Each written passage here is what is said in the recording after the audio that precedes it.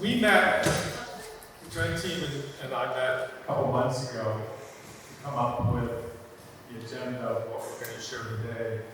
And I have to say, I'm pretty proud of what we chose to show because I think it became even more bigger in the industry.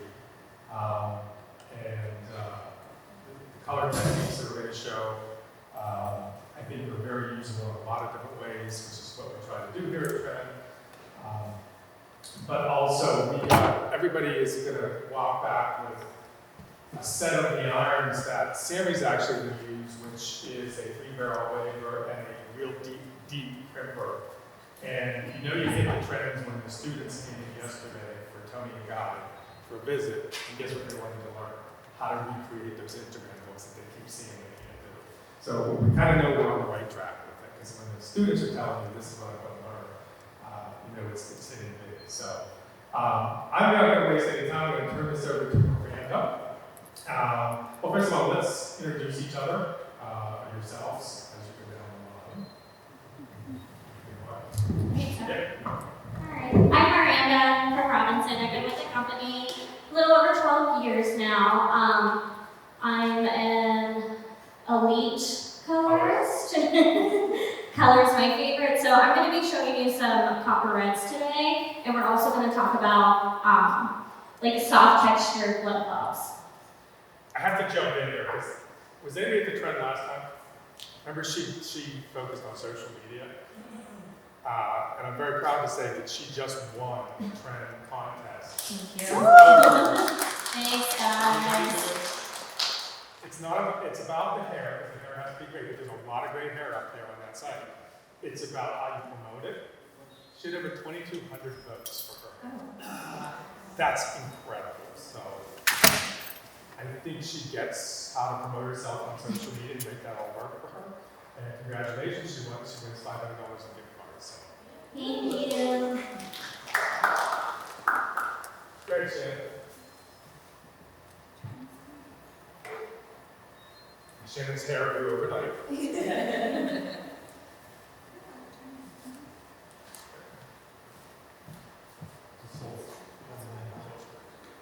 There we go.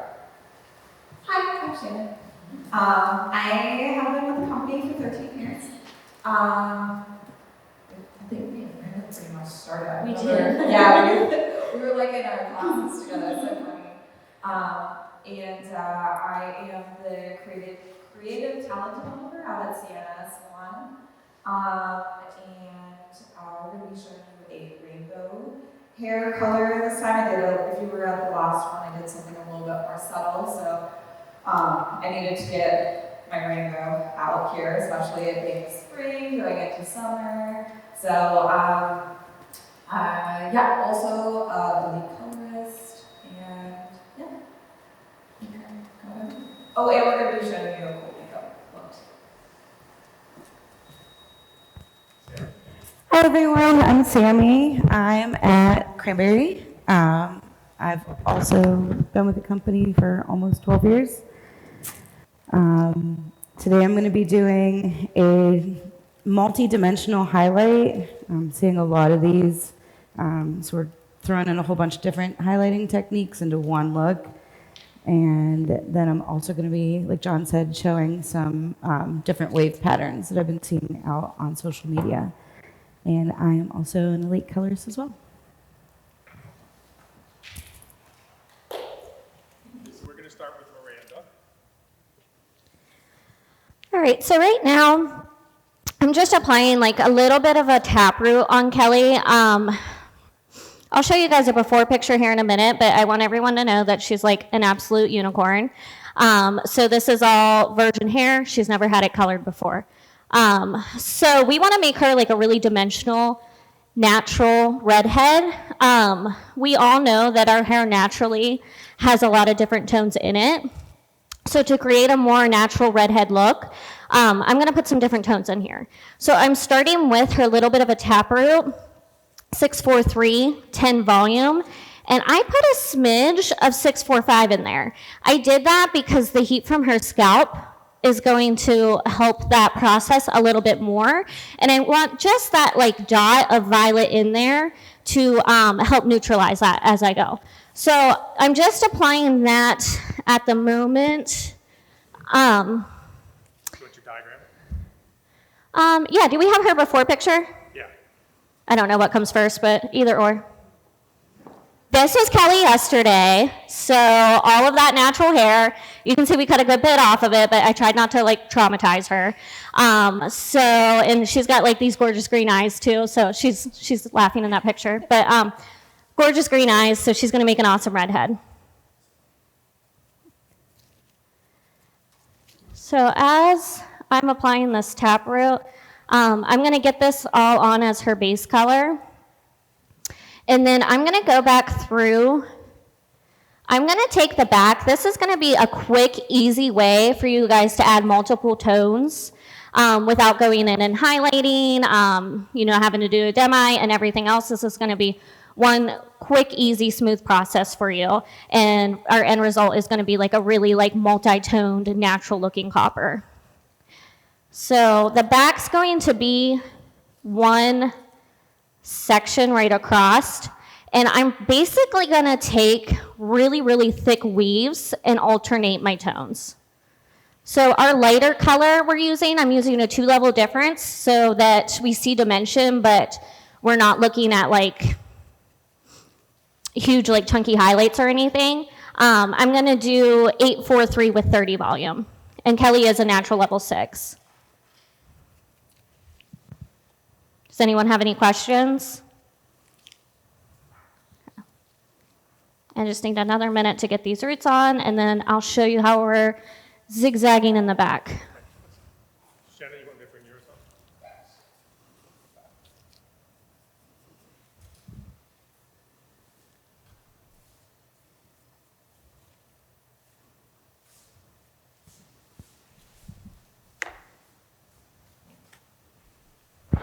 Alrighty, so this color technique that we're doing today, what I wanted to do with our color technique today is I wanted to make vivids and creative colors not as intimidating for a lot of people. So I'm going to do a very simple color technique to kind of give you this kind of prismatic look in the hair. It's very, very simple. I feel like it can kind of get you into a jump start in doing a really awesome creative color with very minimal effort. So these are like our inspirational pictures. As you can see, it kind of has this kind of fall, almost like a shine line, but it goes all the way down. It kind of has this kind of negative space in the crown area. All right, and these are our sections.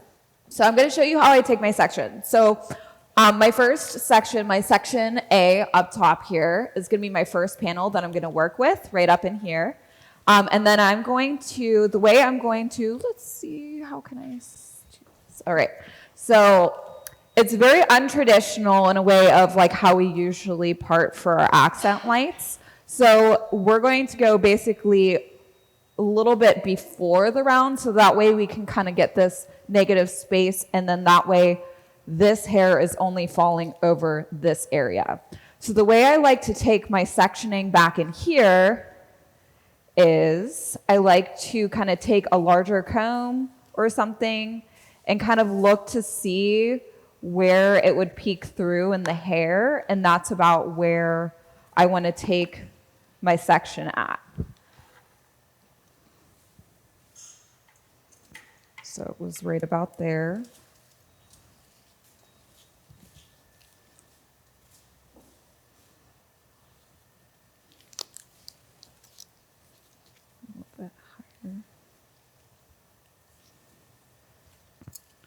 So usually with this specific technique, you would do the base at the same time, and I'm going to kind of show you how to do that.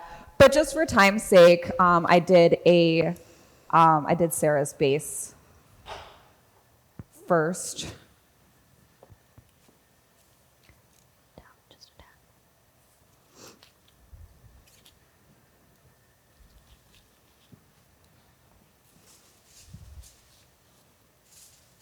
And before I hand it over to Sami, because this is going to take a second.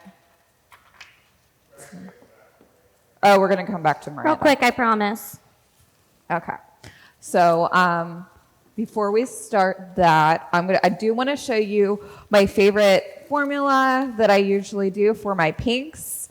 And you can also kind of translate it into, and a lot of people will, at least you'll know my favorite formula. So my favorite formula in Aloxi is actually doing a little bit of neon green into my pinks. It gives it a little bit of a rosy pop without like a yellow totally taking hold of the color. So I just wanted to show you that before I mixed it. And it gives a really nice warm tone to the pink.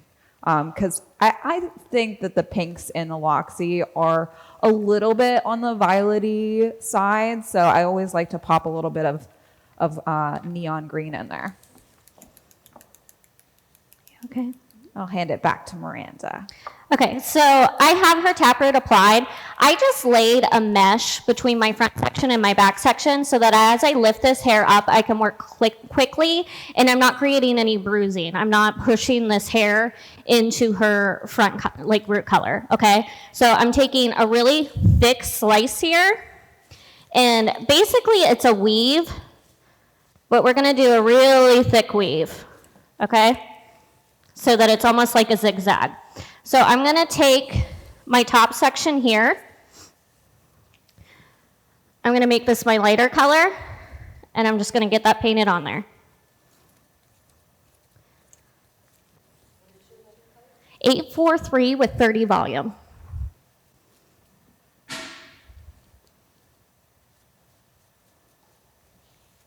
And then as I work, I'm just going to take this to the left side. I'm going to take my darker color to my opposite side.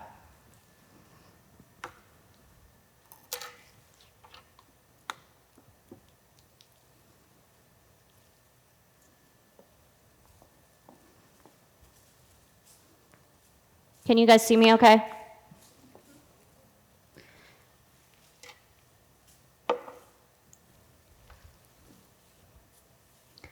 Another thick slice. And a thick weave. And I'm just going to do this all the way up the back. Okay?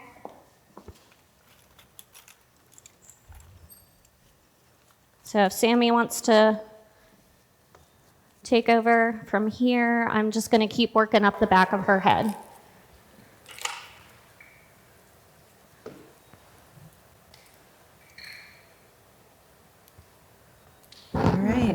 So I'm seeing a lot of these like summery, multi-dimensional blondes. A lot of our clients, they already have highlights, old balayages. And this kind of plays off of that. So Taylor has old highlights, so I'm just going in and kind of touching up her root, but I'm also hitting places that I haven't hit before. She had like an old baby light. So what I've been doing is my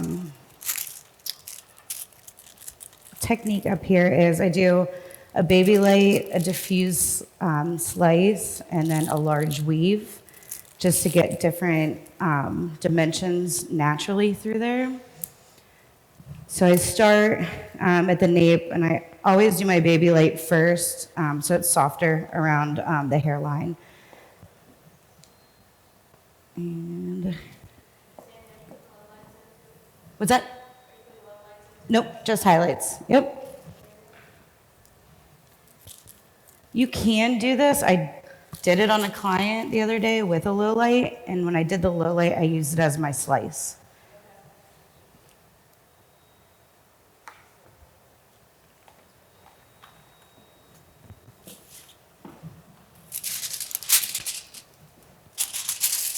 And then once you can kind of customize it too. On her, I'm gonna do a money piece and baby lights on the top. You don't have to if that's not what they're looking for.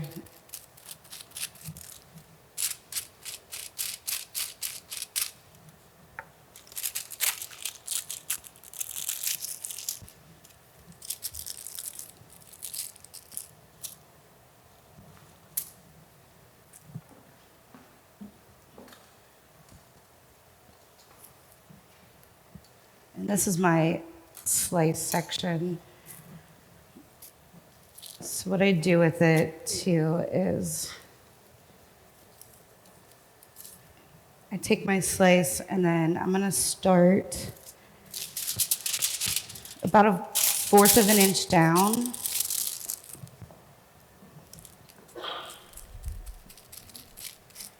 Paint that on, and then I just brush up so it gets a little diffused of a line.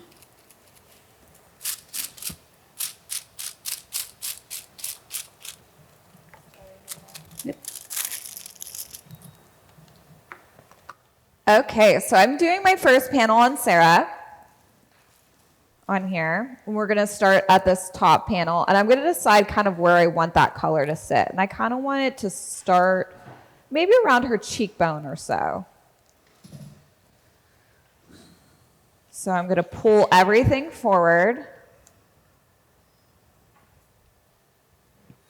And I'm gonna do my base color right in here and take it down to about where I want my rainbow area to start.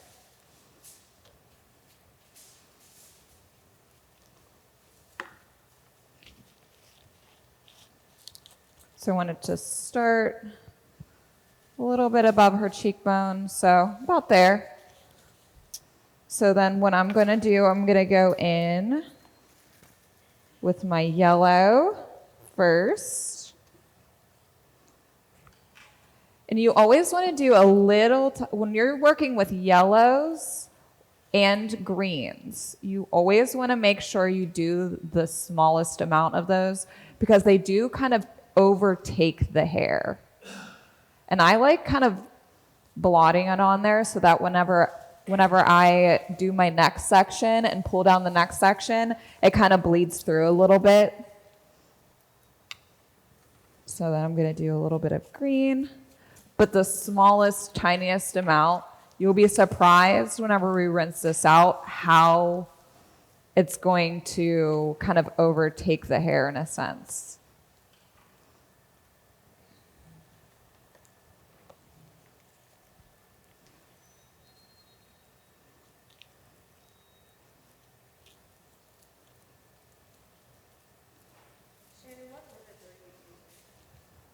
So most of these are Aloxi, just mixed in different ways, either diluted. The yellow one is actually a stolen one from Pravana that I have because I haven't been able to really find any neon yellows that are like perfect for this situation. Right.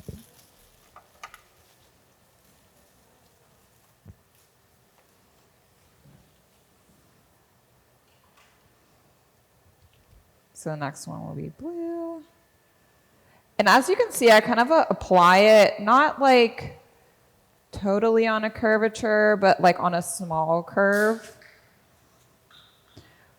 You'll have enough curve whenever it comes to the hair, just because you're over directing everything forward. Do a little bit more purple than the blue. I have before, as long as it's a pastel. Yeah, and you do like a darker color. Like obviously, like if you wanted to do some pastels within this, you would have to do it like all at one time. And normally I would do it all at one time, but for the sake of like time, we just applied the pink first. And then we're gonna follow that with the base at the bottom.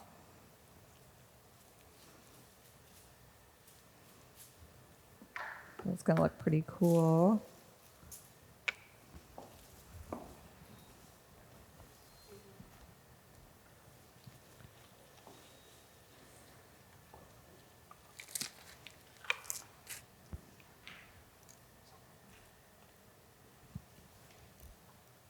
I'm going to do the same thing with my next section. Only I'm pulling it all the way down. Letting that kind of sit on there. Always follow it, no matter what. because the more you pull it, the more it's going to give you that kind of diagonal effect. If anybody needs to get up to look, please do so.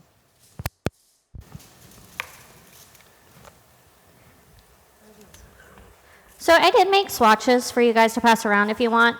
That's just the difference in the 643 and the 843. So you can see how that's going to give her like a little bit of dimension without being like too loud. And keep like really, still keeping really like dimensional reds. So I have her back finished up here. I don't know if you guys want to take a look at how that's almost kind of like a basket weave with those two colors. So really quick and easy to apply. So I do really large section back here.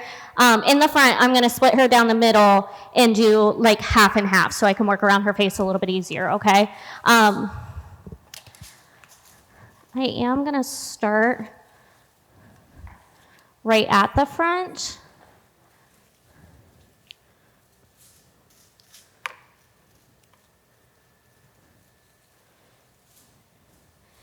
And I'm just going to tell you guys straight up, I'm only human. I made a rookie mistake, and I had all my bowls labeled. Picked them up, and don't know where I picked them up from. So since we're doing highs and lows, I am pretty confident that I'm going to put her high in the face. That's my goal. But don't do that.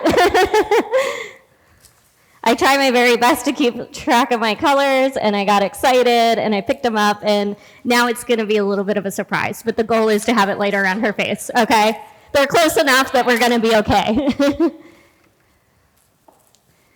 So I'm just taking this diagonal slice again, and same thing, a really thick, chunky weave.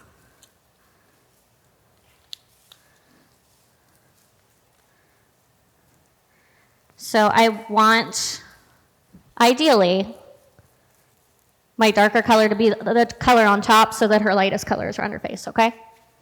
I'm trying to figure out how to move myself so that you guys can see me and I can get to color. How's that, guys?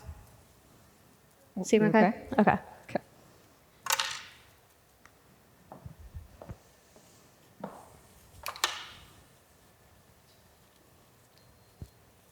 So as you can see, I just popped this down and kind of smushed it all together so that way it kind of blends all together. Just a tiny little smush though. You don't want to totally rough it up or anything like that. And then I'm going to take a tiny baby section and color it all pink so that way it kind of gives that skipping effect going back.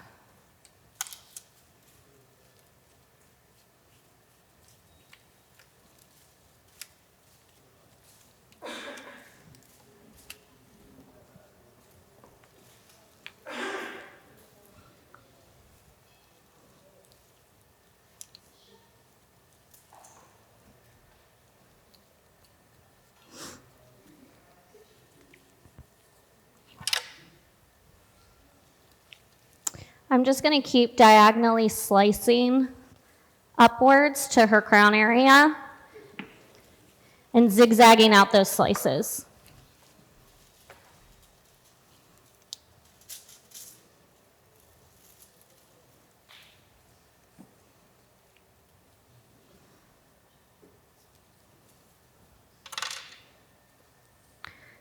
Whether it's darker or lighter, I want to make sure that the same color is my top color so that they're laying against each other and I'm not making like chunky pieces.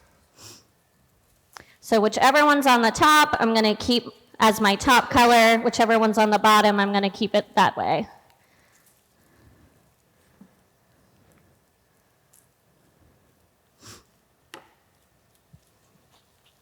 You doing okay?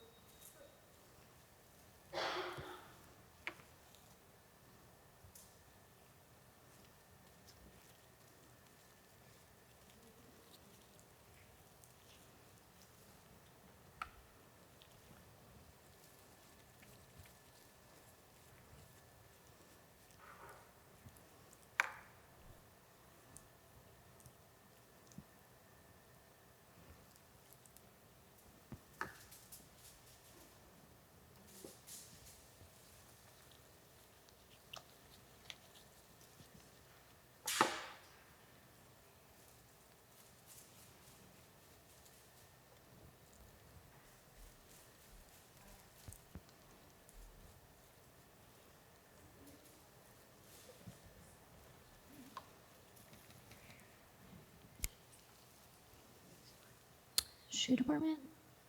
Robinson Mall? Thanks. Yeah. Probably saving more money than I am. Probably saving money.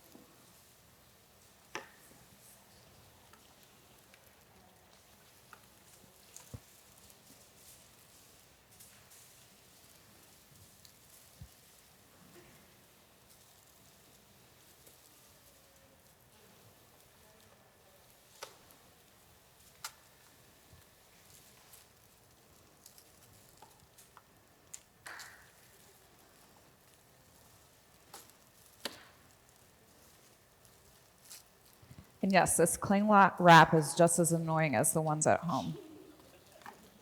Gosh. Yeah, I see that. There we go.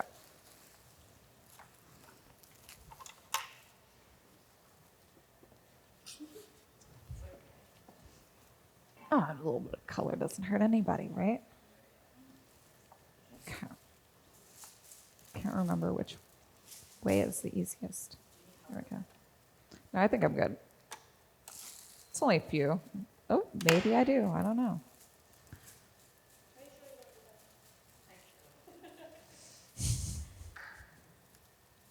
I thought I had it. There we go. What's that? When you guys are doing these thick weaves and you have the shadow root on there, make sure your hair is not bunching together at the root. Kind of take these two sections and put a little bit of tension on them to make sure you're getting like a clean parting.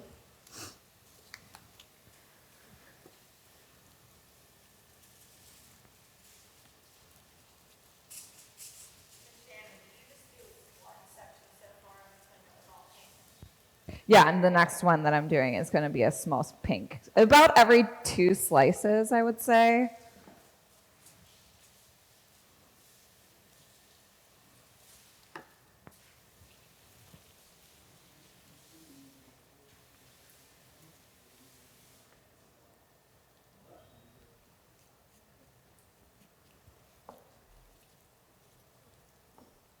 I'll just put that off to the side.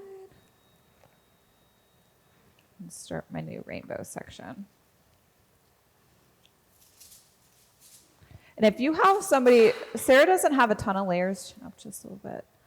So if you have somebody with layers, you might find yourself eventually kind of going at least a little bit more towards the end of their hair.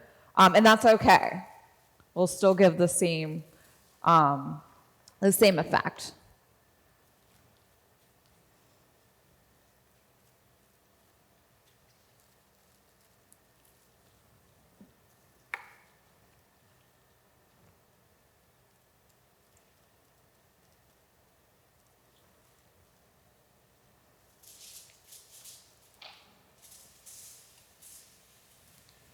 Kind of excited about what this neon yellow is going to do. I'm feeling it's going to be like a really cool orange because of the ink. Sami, are you feathering it down and leaving out for Yes. So because she had like old highlights, I actually highlighted her not too long ago just to kind of give it that look. And I just did a basic highlight. I'm just kind of feathering through where I see like some of the old darker color, just to kind of get a little bit of that. I don't want to take it too far, but and that's going to create more of the dimension too that you're seeing. And this, to be honest, it's a fairly basic highlight. Like I have my 5 sections.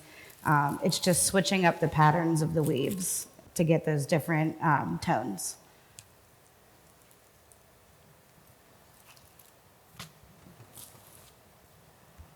All right, does anyone have any questions about Kelly's application? Good? Sweet.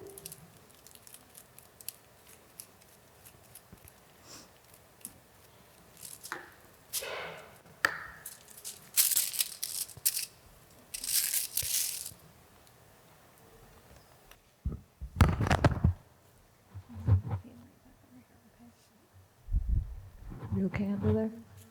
Doing okay. You can go right there.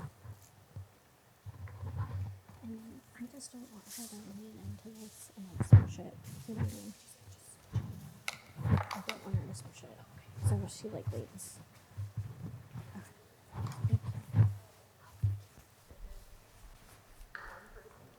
Just a second too. Okay, I'm just gonna clean up a little bit. Screw Marius.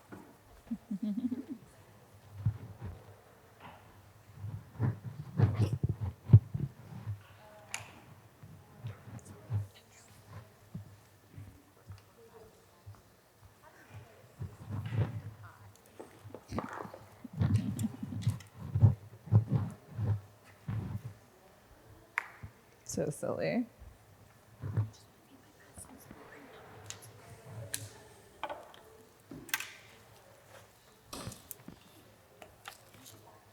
Okay, let's see how this works out this time. Maybe.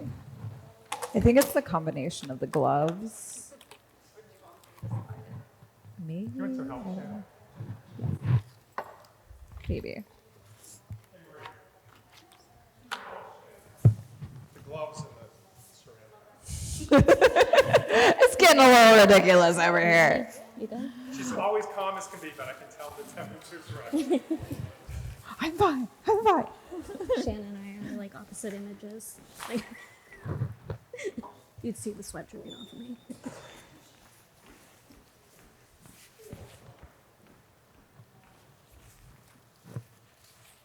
Yeah, I know, right? Here, I'll hold it tight.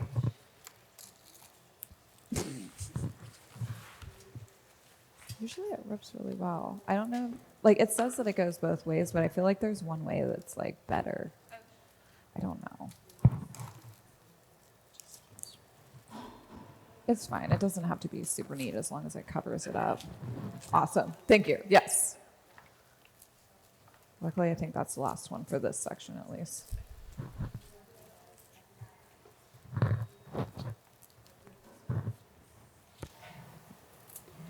So I'm just continuing my pattern on the sides with the baby light first.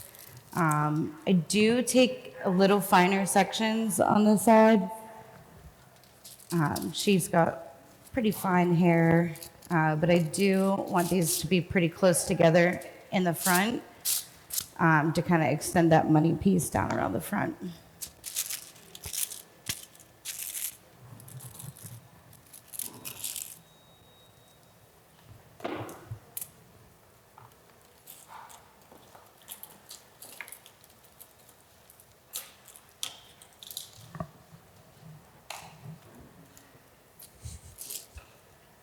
It's insane, isn't it? Yeah, try it the other way. It might help.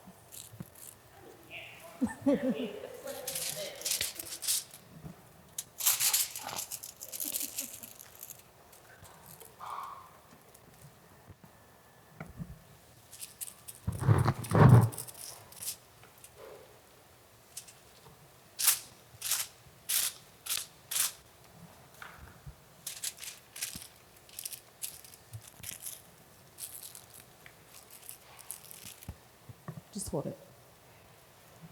No, I mean like, so it's not on the brush. Awesome. Thank you.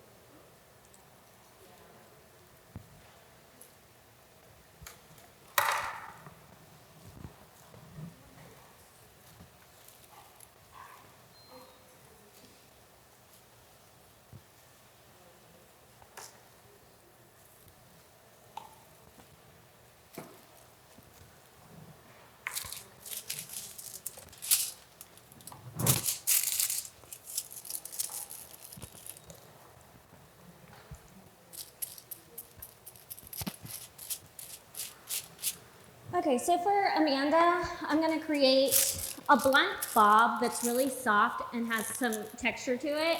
I think this technique is something that like may have existed and came back around, and I'm not.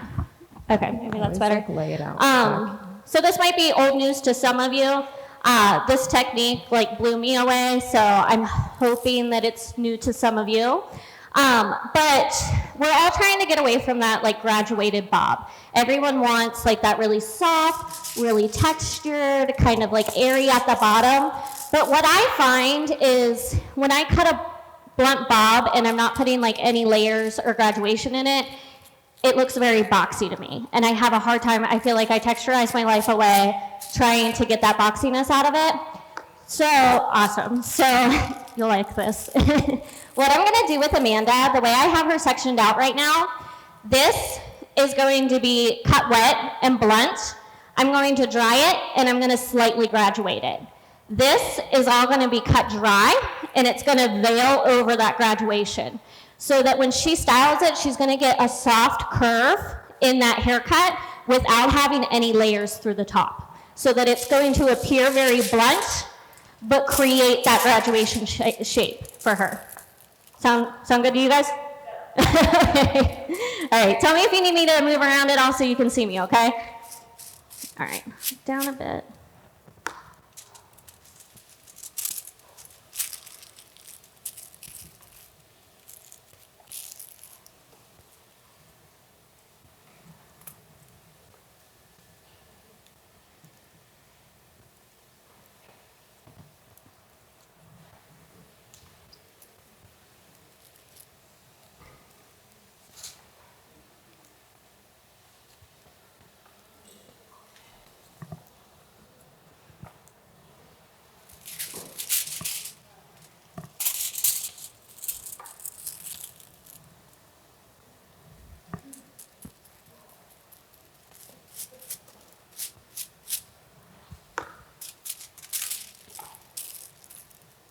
Your V-shaped partings are going to be really important because we still, of course, want that little bit of an inversion just so that we don't get that U shape.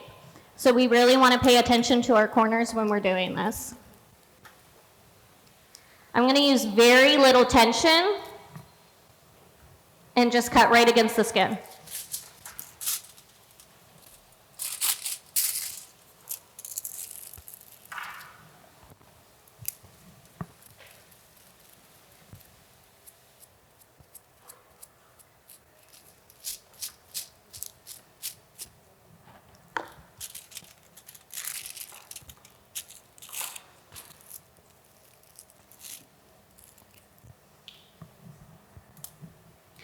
Now, as I'm coming further back on my sides, I started those on her hairline with like a steep angle and really close together.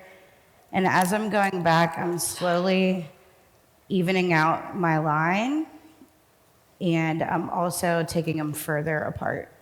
Just because I want to get that shadow back in through here, but naturally.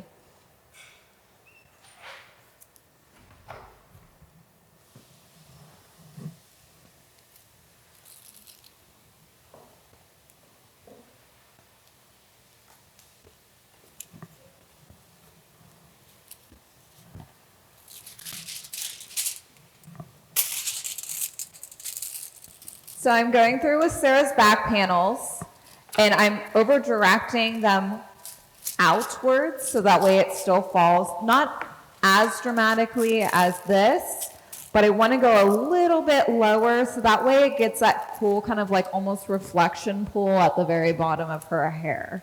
So we're actually going to go a little bit further down on her hair. Up a little bit. And sometimes what I like to do with this color technique, I'm not going to do it today, just to simplify it. I do sometimes like going the opposite way. So doing my colors up this way, so that way it does almost look like a reflection in the back.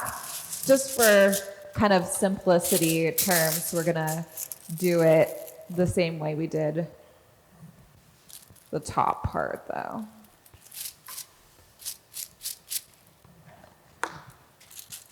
So I'm doing this pretty free-handed. Her head position is going to be pretty important. So as I'm having her tilt down to cut that center and establish my guideline, I want to make sure that I am seeing exactly where those corners are going to fall naturally. So even though I have her look down, just to cut those corners, I'm going to have her look straight ahead so I can see how like the shape of her shoulder and neck is going to create that buckle, okay?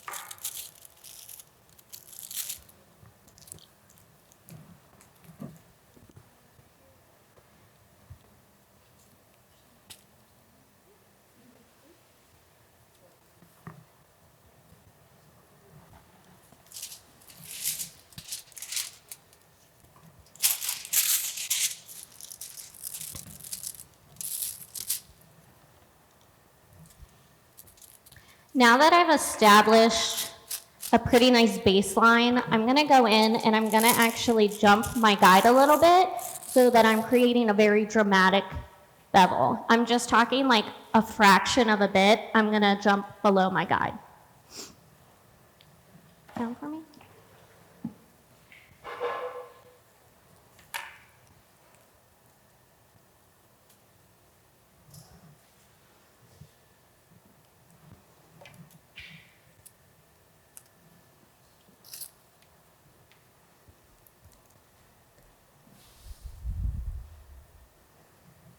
You want to make sure too that, I find myself doing it, you're not combing this corner to to your midsection too much. You want to let that lay pretty naturally so that you're cutting her hair to where it's going to fall on day to day.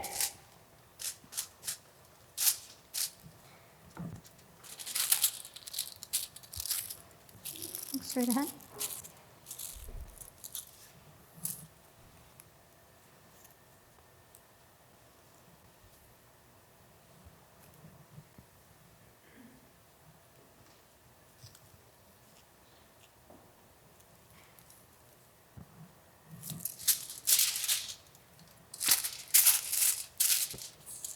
Down for me.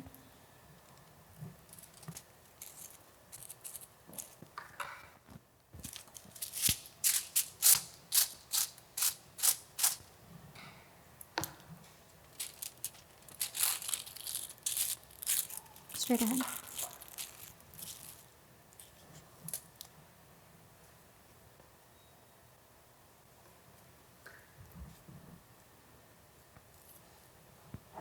And I kind of have, you know, a line in mind where I want to see this fall. So I keep coming to her shoulder so that I can get a direct look of where this line's being created.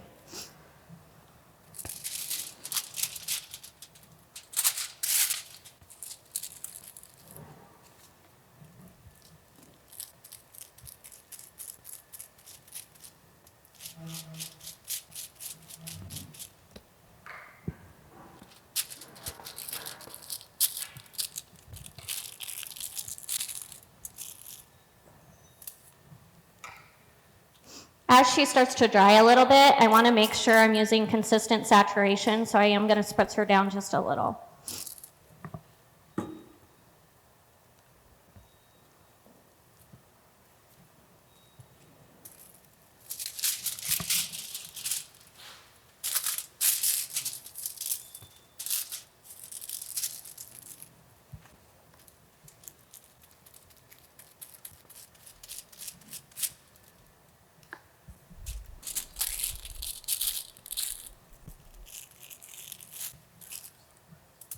Sure.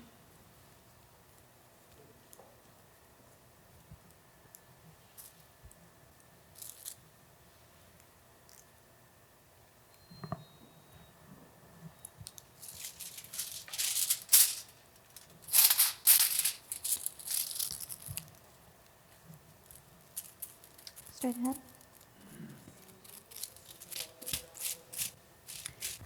I am today. just for purposes. But normally in the salon, I would switch up my developers, and I usually do, like, depending on the client, like 20, 30, 40.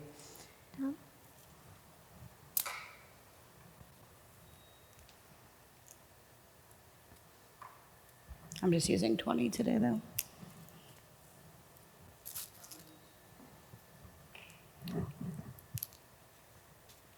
Straight ahead.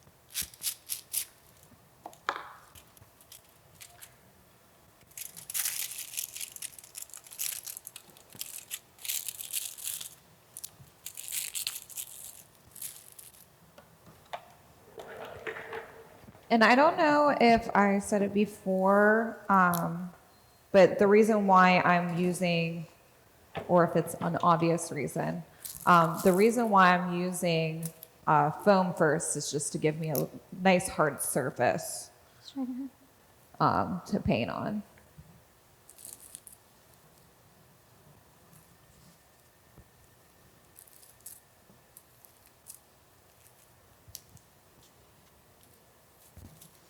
Now, I did this on the other side too. Once I got up to the end of my section, I skipped the slice just because her hair is super fine and I'm getting more flat. I didn't want to give her like a chunk. If the look that you're going for, I've done it where I still kept the slice in. They had like way thicker hair and it looked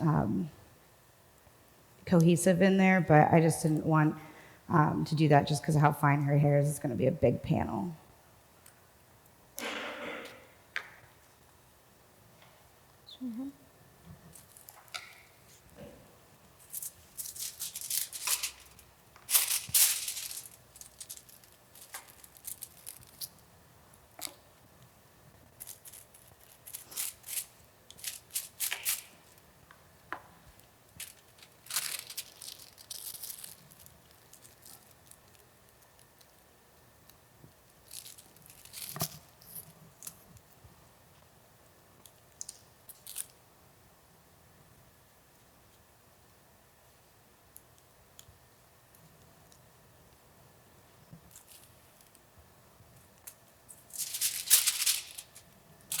Down a little.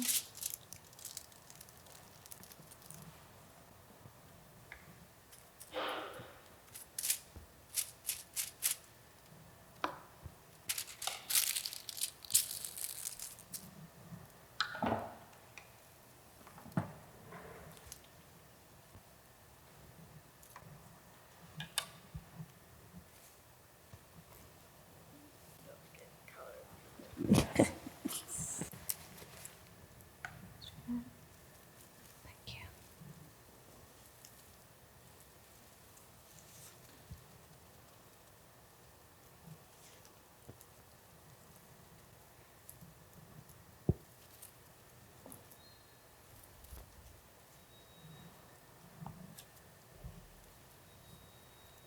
Down a little.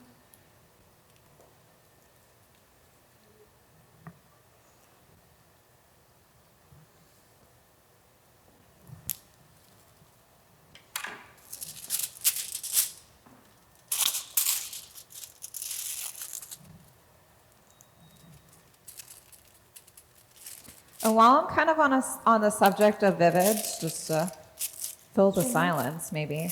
Does anybody pre-tone their vivids? Ever? Pre-tone vivids? So I like pre-toning, especially with pinks, just because they are kind of sometimes very uncontrollable whenever it comes to the warmth in their hair. So Sarah Pool's pretty warm, so I did do like a violet-based toner on her, so that way the pink would show up a little bit cooler. Now, if you wanted to do something that was a little bit more on the like rose gold side, you could even pre-tone with like a 03 or a straight 3, depending on how warm you wanted it to look. And it does give you a little bit more of a more consistent color. I also like pre-toning before my blues because if you don't, it's always going to turn green, I think. Unless you get it, like, lift it super, super white.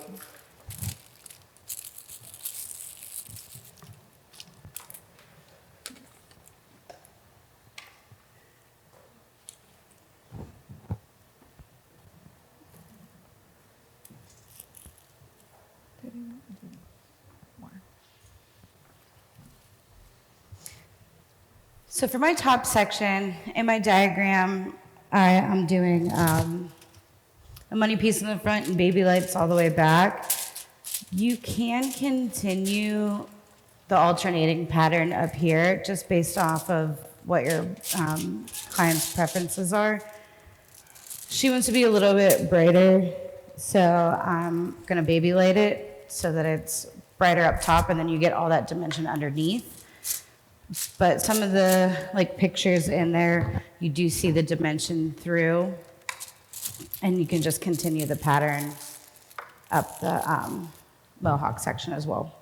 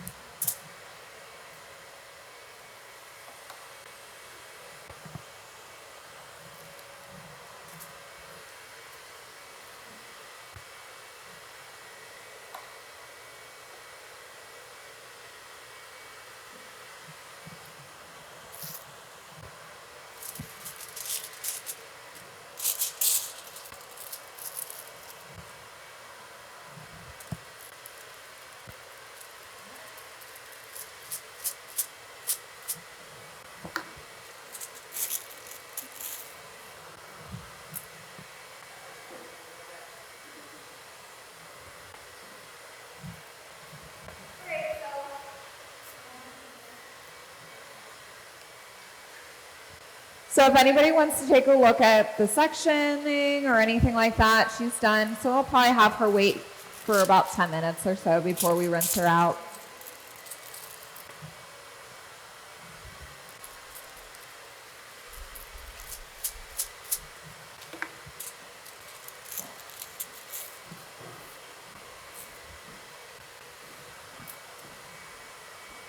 What you looking for?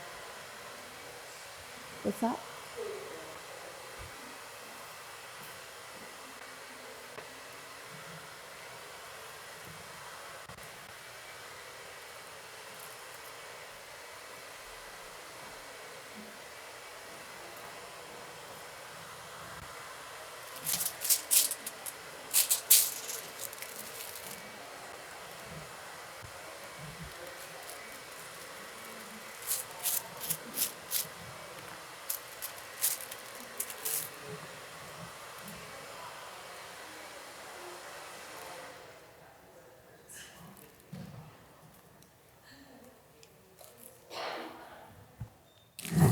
Okay, so I'm just gonna keep an eye on her, process her, probably rinse out the back pretty soon.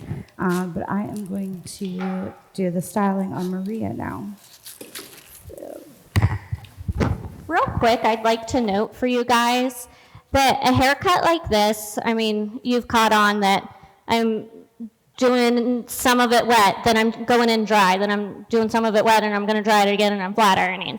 This is definitely a haircut that I would give myself the 15-minute additional time for, because it is so detailed, and I am going through step by step, and it does have to be, you know, the perfect line and everything. So I would definitely give myself that 15 additional to flat iron and blow dry and everything.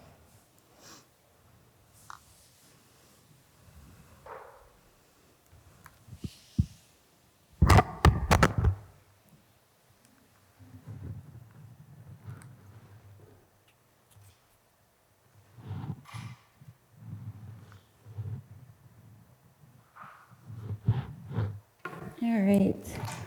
So I pre-did a mannequin with two different techniques. I've been seeing a lot of stuff online with these. So this side is actually with the 3-barrel waver. So I did use this the whole way down on that. And then this side here is actually just with a curling iron, regular barrel. And really, really like go back old school. So I did on base curls and pinned them and let them set. And then I brushed this out. I'm seeing a lot of that like 20s, 30s kind of curls, super on base all the way up to the top. And then I'm seeing a lot of bobby pin designs too, just to hold back. So something super simple, pin in. We have the silver ones at the salon, so I just use those just to give it a like look. But I did for each section, when I pulled down the curl, I took my wet brush and back combed it and then pulled everything out and just kind of sculpted that down. And then I think the barrel wavers are pretty pretty easy. You just crimp it all the way down. She got a little wet this morning. So I'm gonna do like the deep waver on Maria today.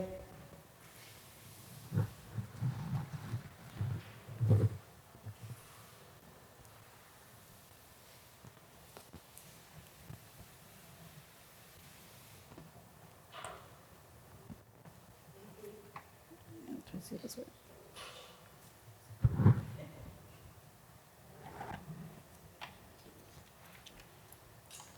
So now that I flat ironed her, I'm just going like underneath my baseline here and getting any of those like kind of like pesky little hairs that might have popped out like after I flat ironed her, to just make sure everything's really like clean.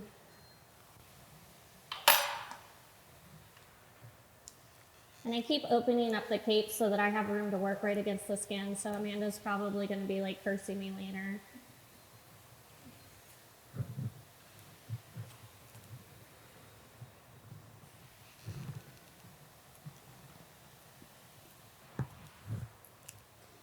Straight ahead.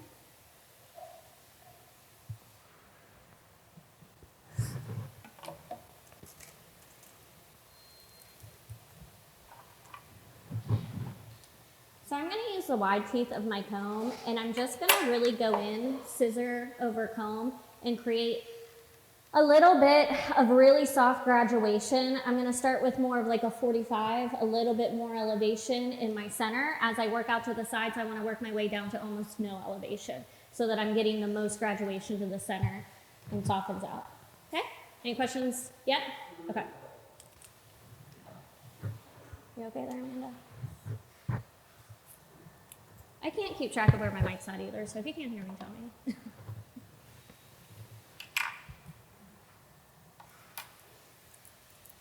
And I'm just working on like those last 1 to 2 inches through that center. Yep. I don't want any heavy cut lines because I want this to fall like so softly.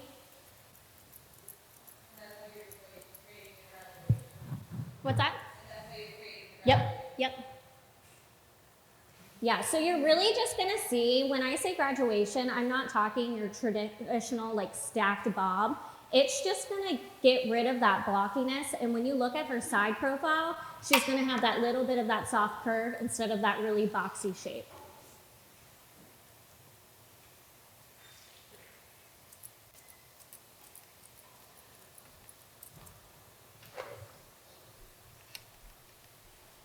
And I'm just gonna kind of pull this out at a 45.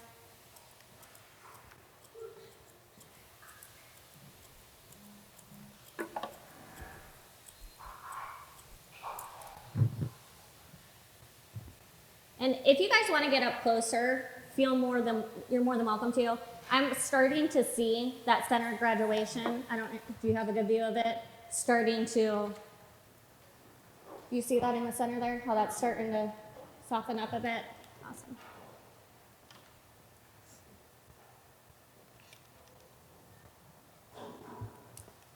And I'm really letting below the round kind of just drop out there.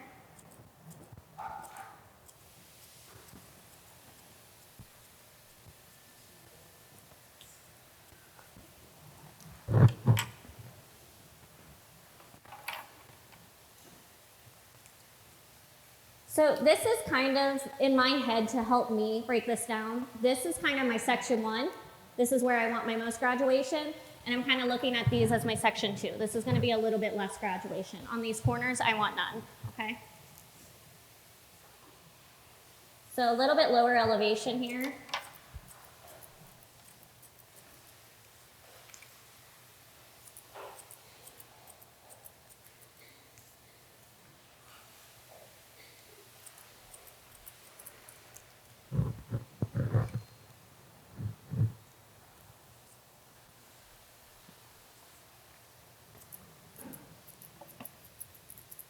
And I'm kind of just letting those corners drop out as I go too.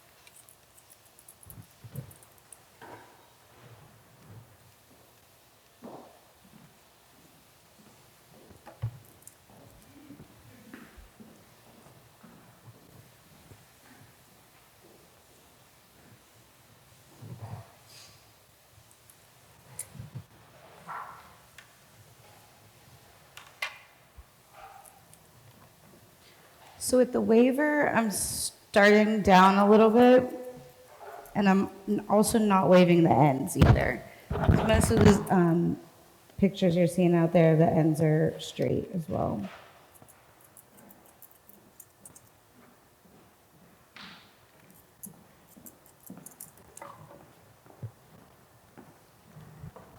So of course, I mean, I feel like this is a very kind of creative haircut where you're gonna make it your own, kind of choose what's best for your client.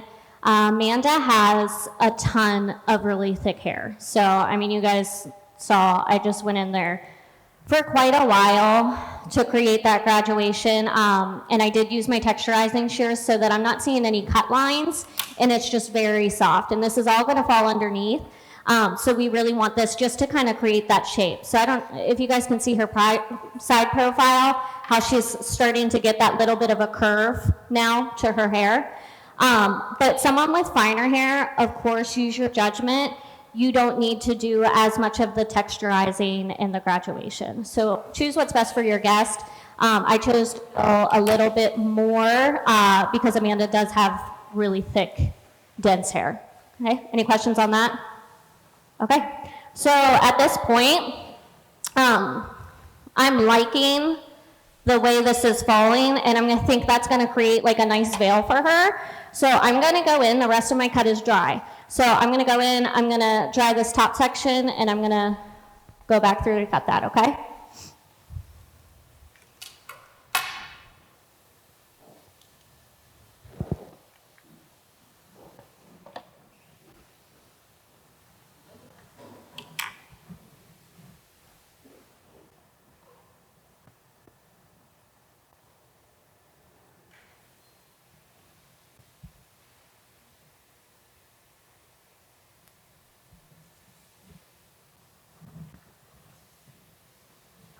I'm very nitpicky with these bobs, and I rely heavily on my mirror.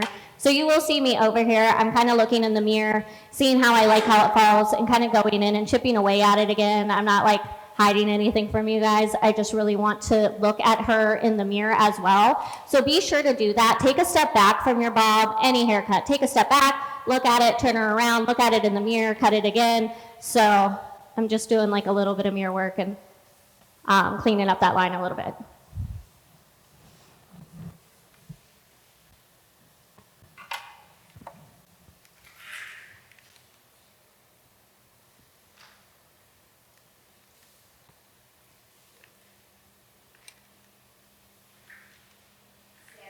Yeah.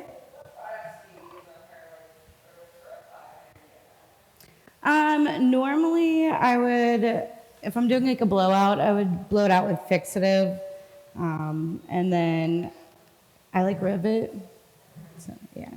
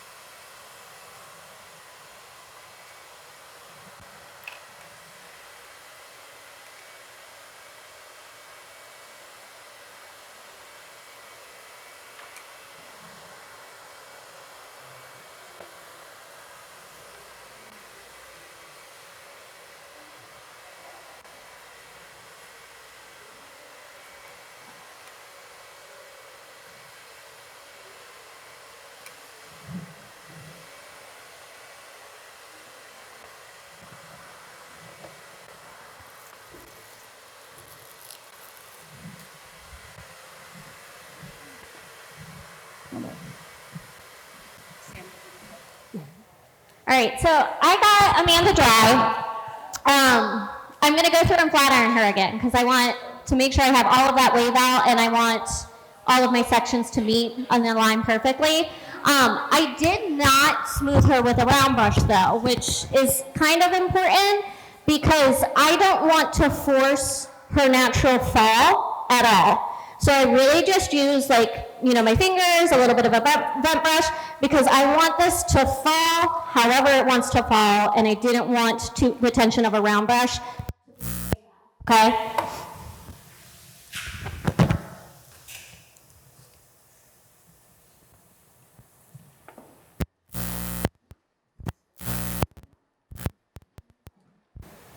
Now, when I finish these, I just shake them out with my hands to get rid of any of those lines, and then you can spray it. The only one I really brush out is like the on-base curls. You could brush this out with like a boar bristle brush. Same with this one. It's just gonna diffuse a little bit more.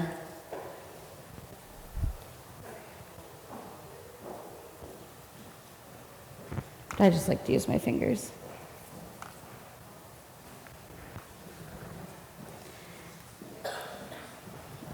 It's pretty simple, easy to use. Like I said, I keep the ends straight, seeing that more than like having a little kink at the end or anything like that. So if anyone wants to come closer and look, you're more than welcome. Mm-hmm.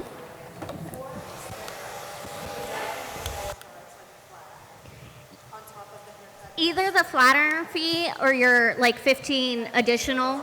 Yeah, but I would include an add-on. Yep.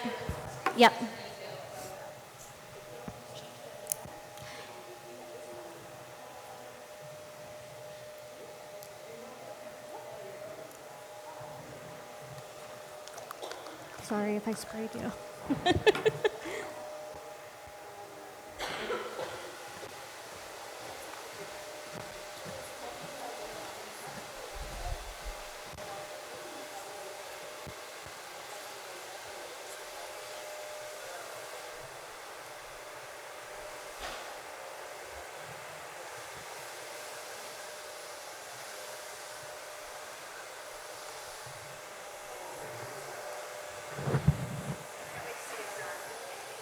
How's she looking?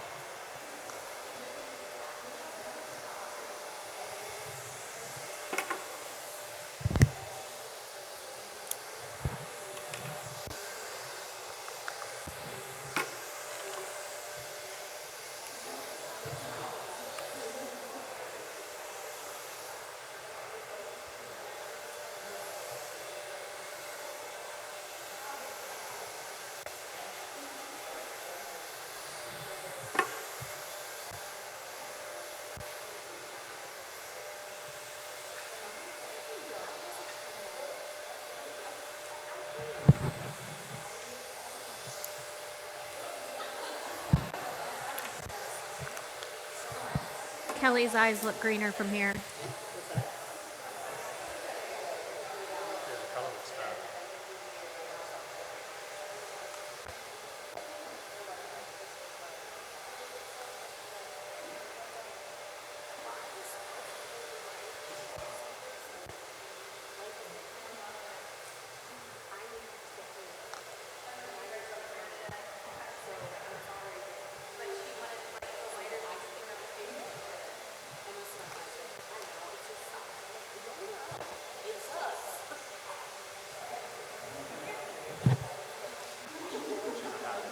Okay.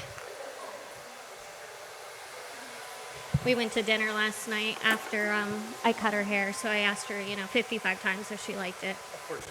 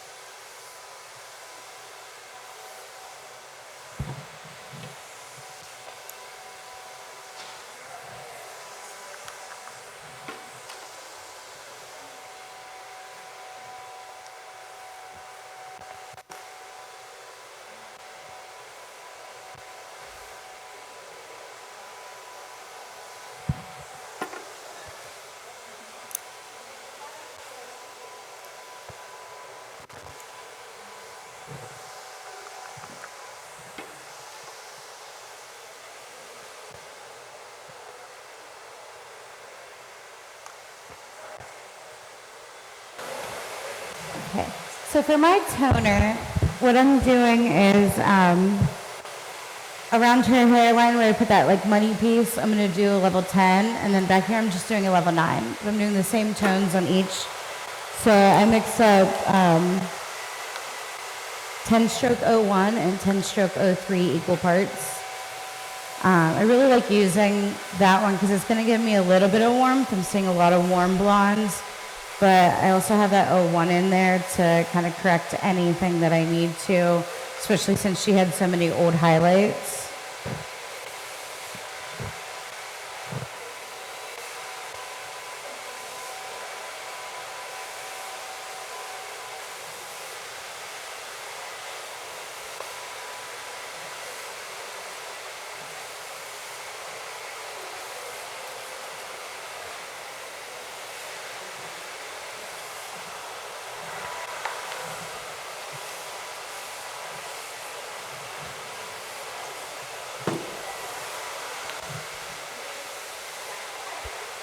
Miranda, look up for me. Thank you. Look straight ahead.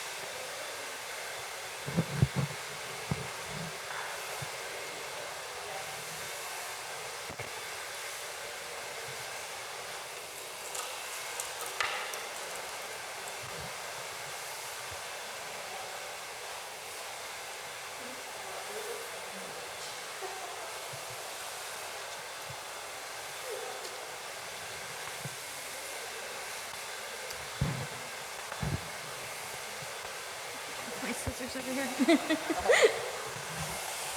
Don't mind me.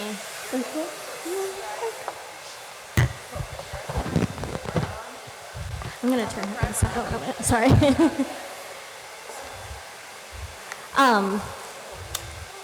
So you guys can kind of see now where my base is at. So I have her all flat ironed. This is the easy part. The hard work you do is kind of hidden underneath. I'm really just gonna let this lay without much tension. And I'm gonna use the wide tooth side of my comb because I don't wanna apply much tension to the hair. And I'm really gonna kind of just point cut in there.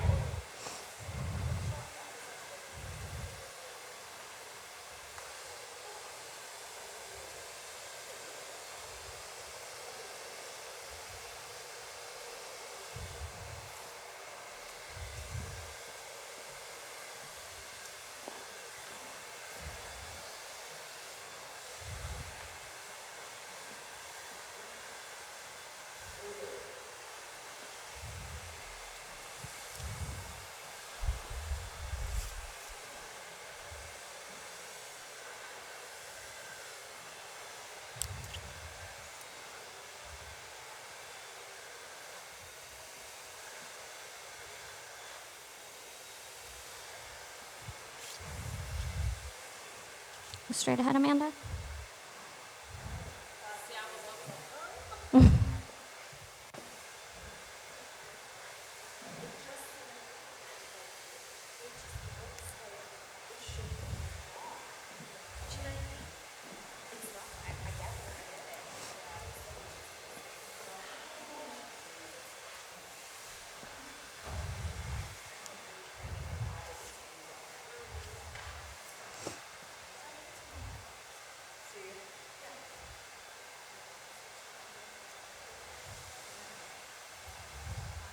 Do me a favor and turn your head.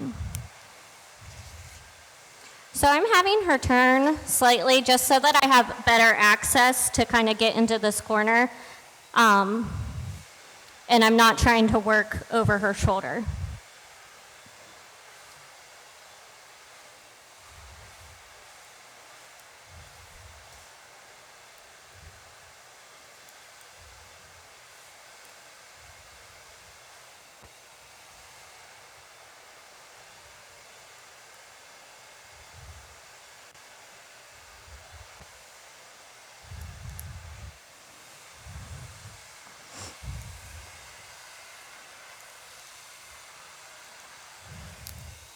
Straight ahead.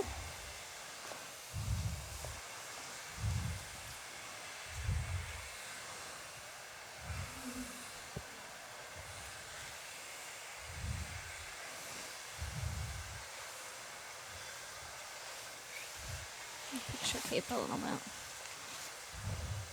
Down a little bit.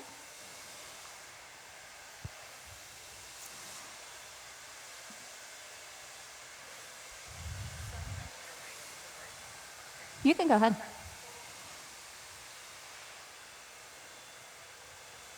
Awesome. So we're going to do some makeup techniques today. It's kind of new compared to the last one that we did. I'm sure a lot of you may have already seen the more negative space eyeliner and eyeshadow.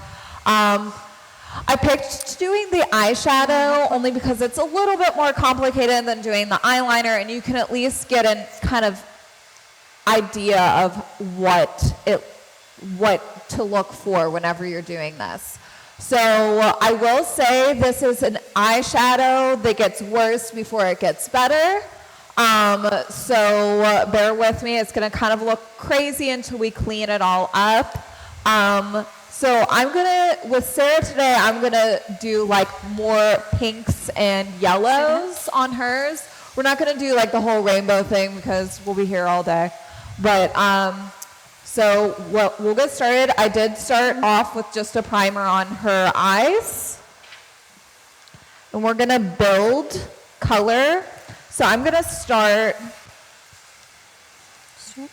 with the yellow that I want a little bit closer to this. So we want to make sure that we're going just a little bit above the crease and coming down. As you can see, there's a little bit more of like a subtle look version of it. There's more dramatic versions of it as well.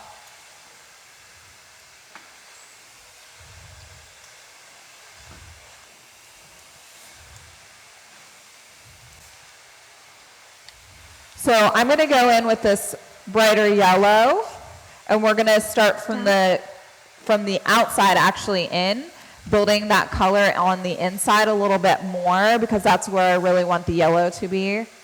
And then we want it to get darker on the edges. So I'm going to use that yellow in here to kind of create my line.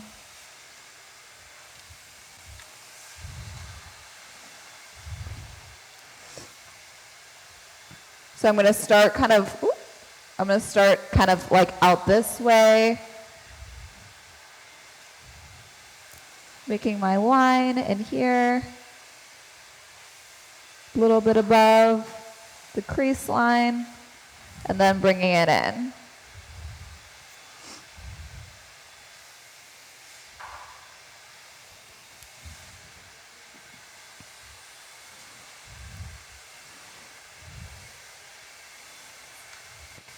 So you're kind of almost doing this like kind of winged effect, and you're drawing out your line of where you want it to be. But like I said, don't worry about too much of the fallout because you're going to clean up a lot of it later.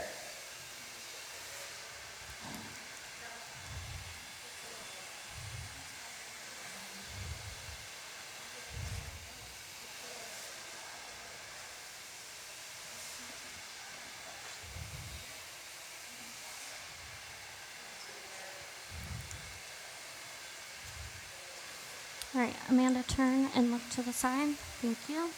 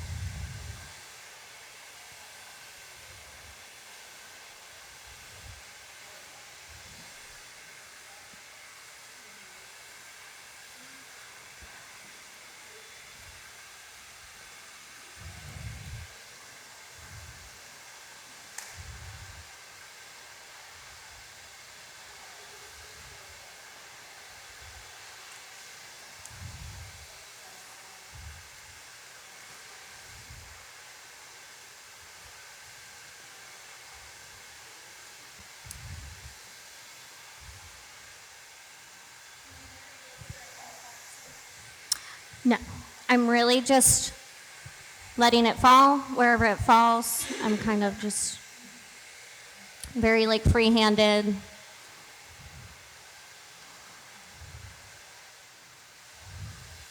I did, since I was getting a little bit of length, I'm going in and just kind of chipping away because I don't want a really heavy line. I want that to look very soft and textured. I did kind of go in and see my line and cut that straight across and then go back in a little bit shorter to point cut it. But great question. Yeah, no over direction, just where it falls is where I cut.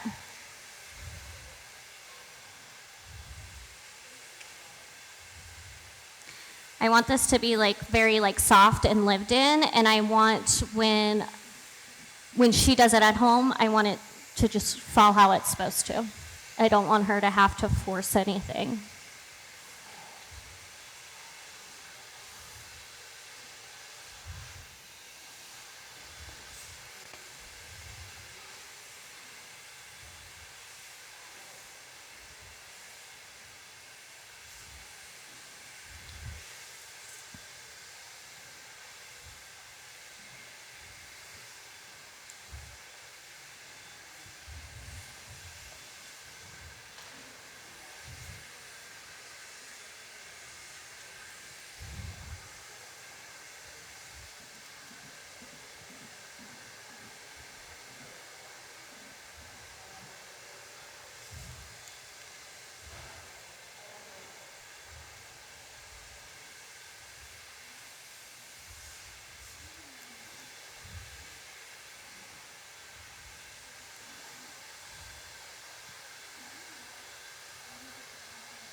You good?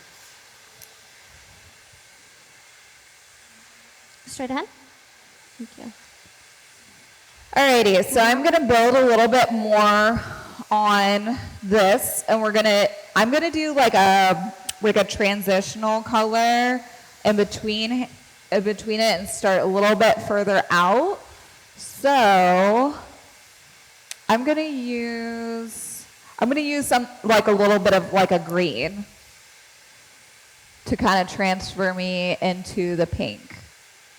So I'm going to use a lighter green right in here. And I'm just going to go right over top that, building that color.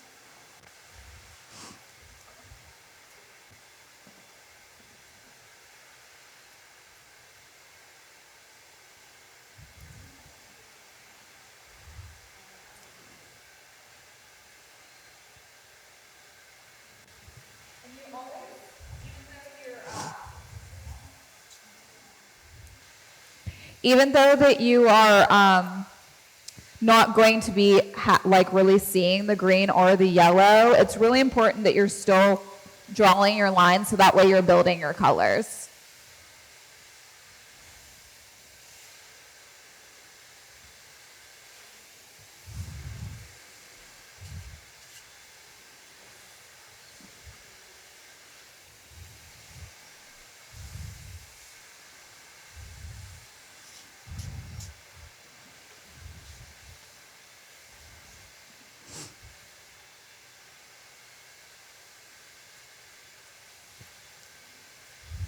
And then my last color, I'm going to go in with our pink. So I'm going to use this. We're going to kind of go along with her color, hair color, as much as possible. Starting a little bit further out, right.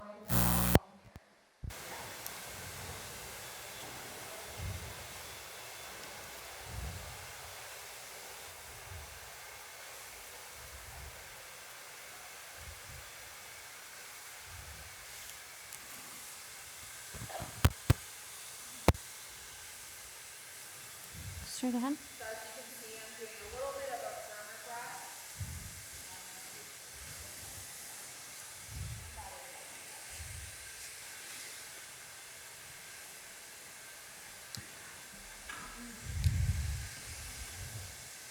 brush. So like I said, as you can see, I'm using a firmer brush just to kind of draw my lines, and then I'm going to blend it out.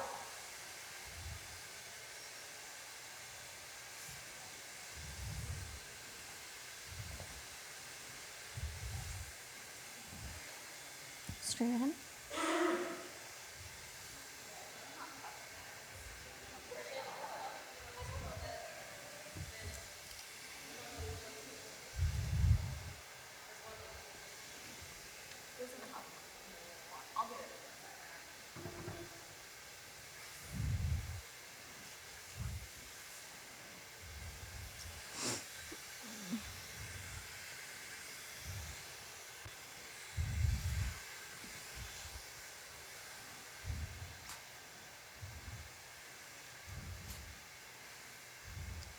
Is that one working?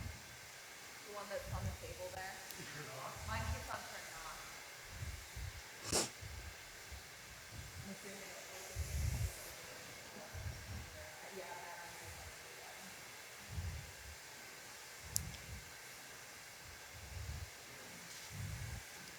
Turn your head that way.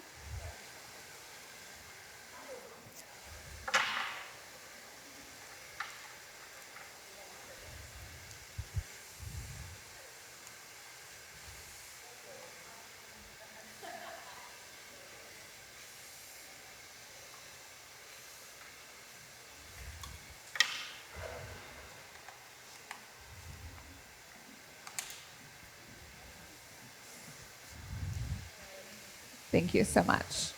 Okay.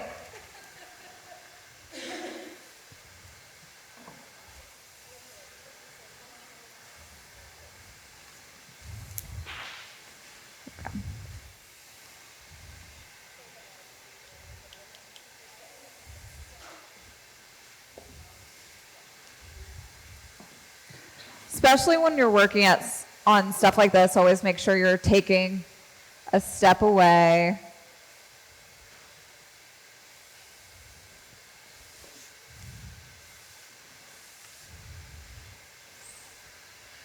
Alrighty, and then to blend all of it, I'm going to use, where is it? Smaller, fluffier brush. You don't want like a huge one, just to kind of blend out these colors. And then you can saturate it a little bit more, but I'm just going to blend it out a little bit.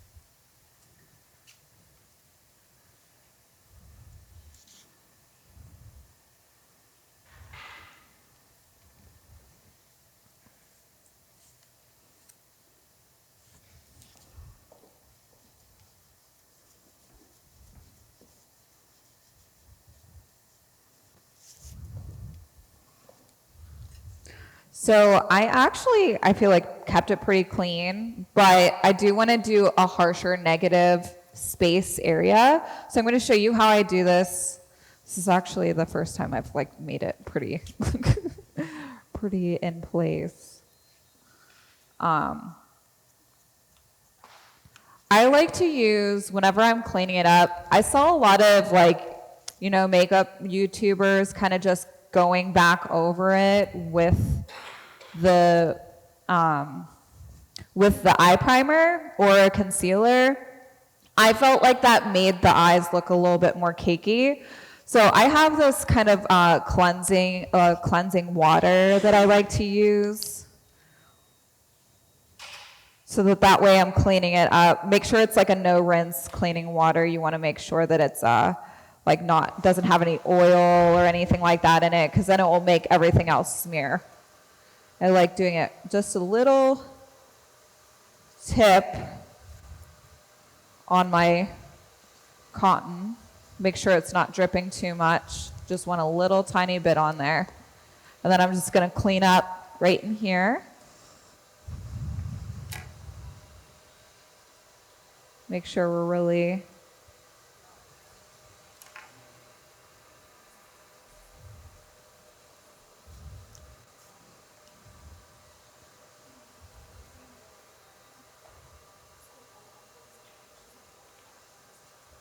So this is what I mean by it gets worse before it gets better, because you can really clean up that line, so that way you can kind of carve out the negative space as you want it. And I've seen some people do just a negative space in the crease, which is kind of cool. So they'll basically do this and then re-primer everything, and then leave just a small negative sliver space in between the eyeshadow, so that way your cut crease is actually the part that is lighter than everything else.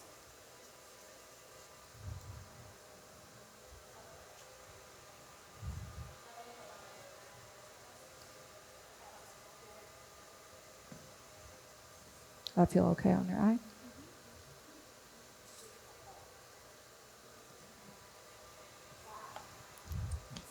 Chill. A little bit.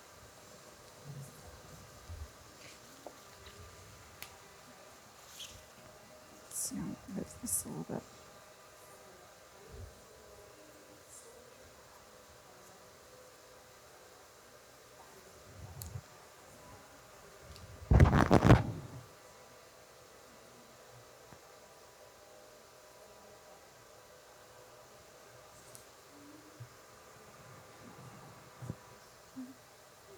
I also kind of like using the round of the cotton swab to kind of round it out a little bit. Kind of gives me a guide on it.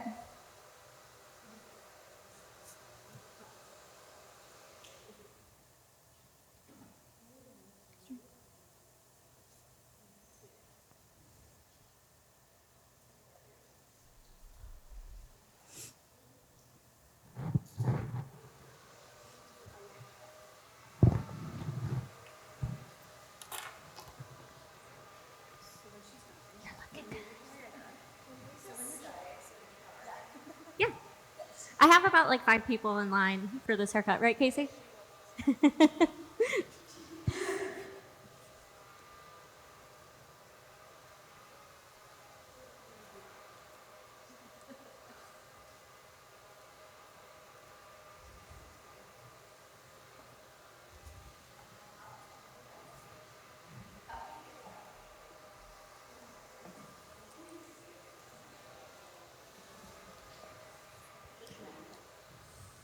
And now I'm just going to redraw that outline of where I want that negative space to be with my primer. You want to make sure, obviously, that you're using a primer that's a little bit lighter than your natural tone of your skin. You don't want to be using any of the clear primers or anything like that. And I'm going to use an eyebrow brush to do this.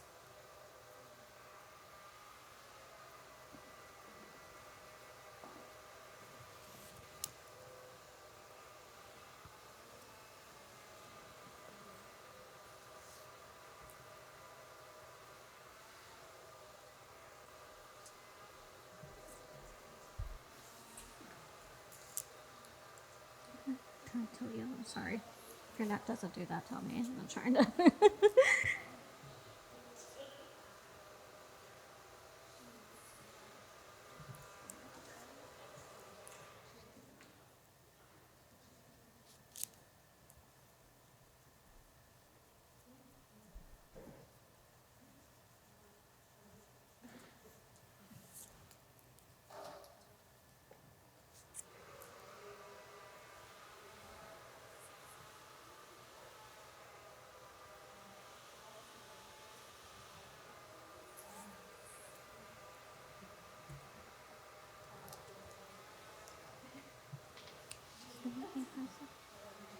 You're beautiful.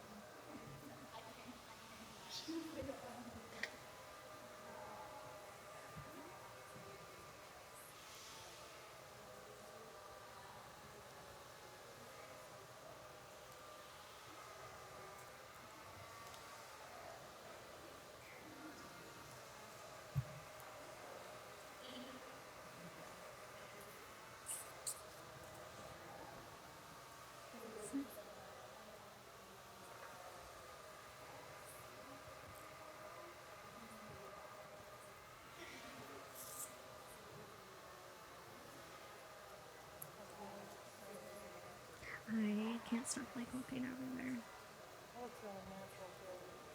She just has like a great skin tone and like eye color for it.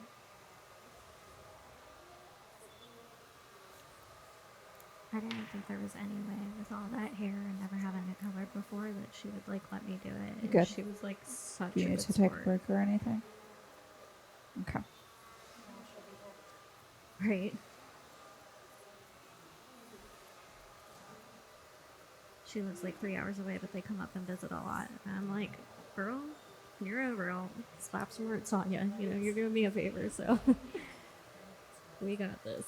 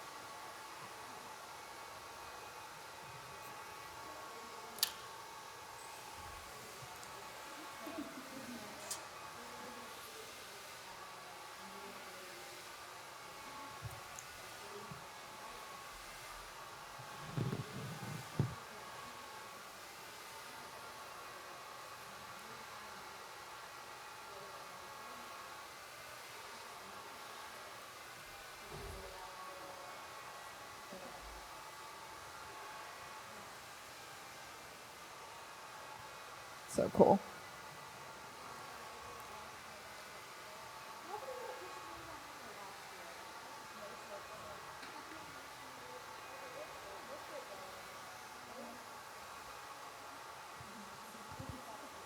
And now just to elevate it, I'm going to do like a little bit of yellow and pink right on the underneath to kind of match this up a little bit. So look all the way up.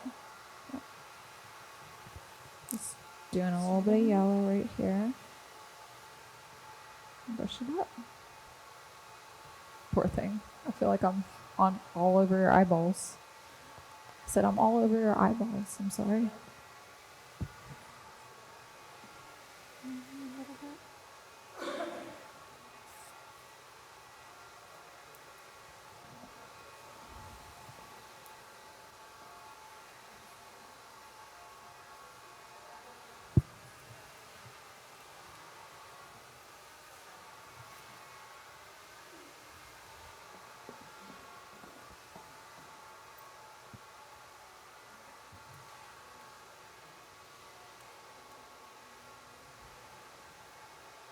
Straight in.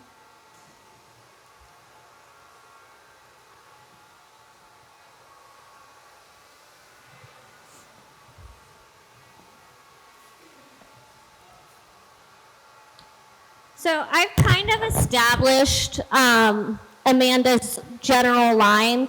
I'm going to move this hair all around now and kind of point cut it just to see where it's falling and if she has like any pieces that are like a little bit heavy over top. So I'm just going to kind of move her around and point cut a little bit as I go. I'm going to comb this all back to start. And this top section, I mean, it's really creative. It's very visual.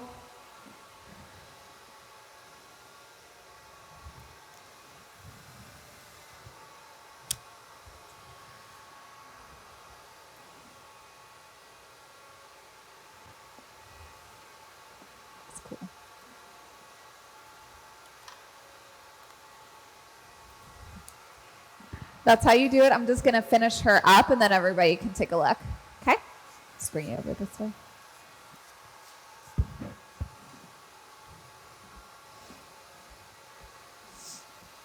I'm just going to grab my stuff and bring it over there. Sorry. This looks cool, right? Looks like a...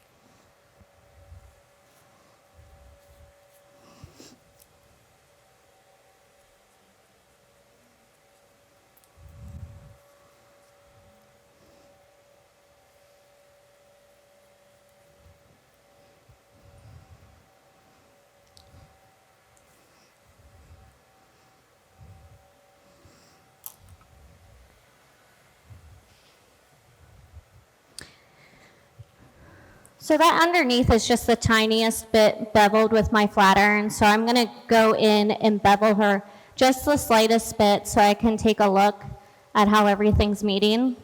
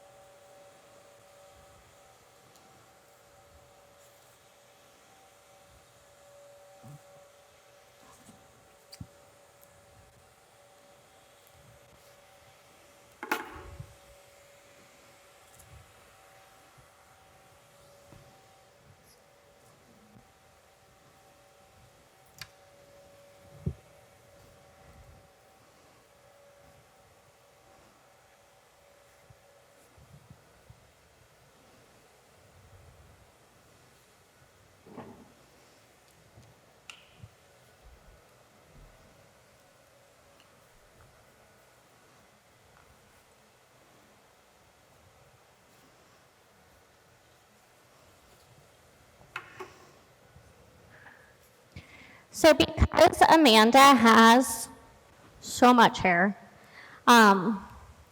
I'm going to go through and do the tiniest bit of layering, but mostly again with my texturizing shears, just because I want to keep like very, very soft lines in it. Finer hair, I probably wouldn't do this last step. I would let it be, but because she has so much hair, I just want to soften that up even a little bit more.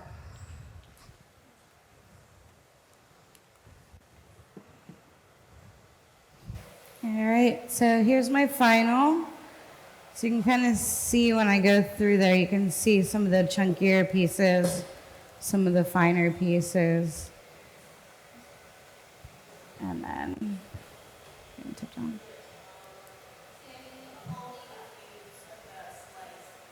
Yes. Yep. Yeah, I only diffuse the slice ones. You can, on the like chunkier weave, diffuse it. Yeah, absolutely.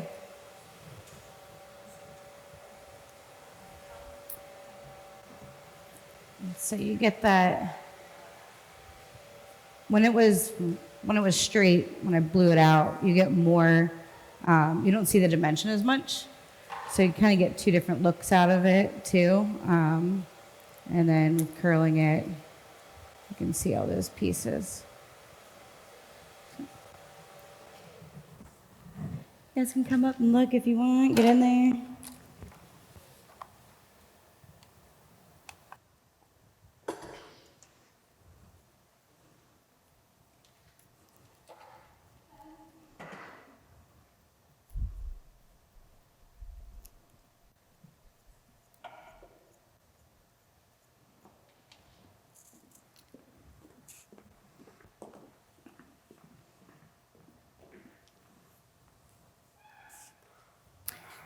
So with doing this technique too, it's a really nice summer look, but it's elevating that just basic highlight up to more of a creative color, kind of giving them something that's a little bit more customized to them. Like I said, you don't have to do all the baby lades. You can take the pattern onto the top. Again, too, can throw a low light in there. When I did the low light on my client last week, I did it as the slice. So just depending, it's very customizable. Be creative with it.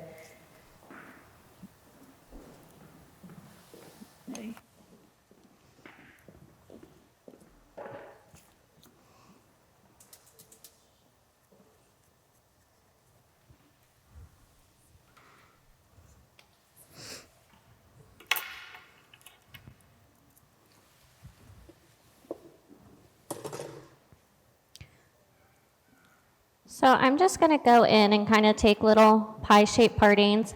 I'm going to let whatever's below the round fall and just create a little bit of softness in that top section to lighten up her hair.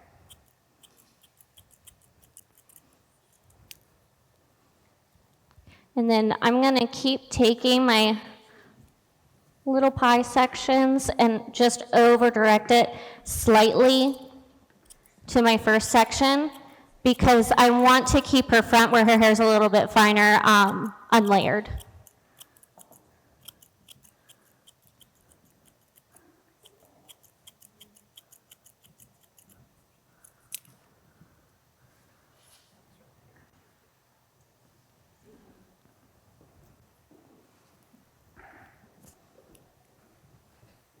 Do you guys have any questions? Yeah, cool.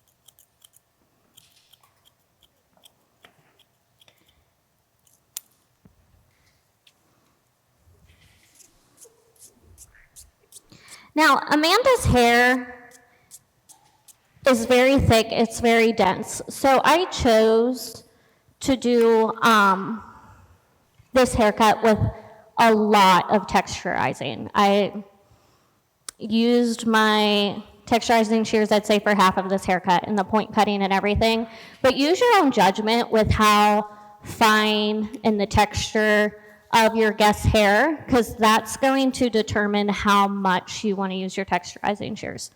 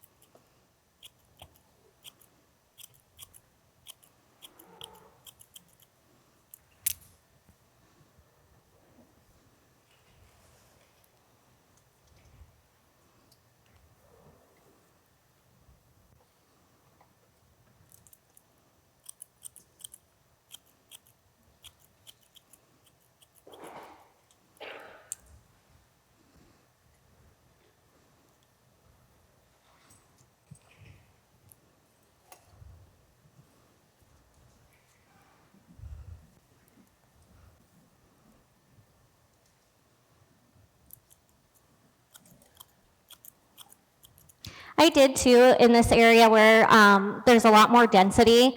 I kind of texturized that to create a layer where as I worked a little bit more towards the front and her finer sections, I kind of just texturized that. I didn't really create as much of a layer.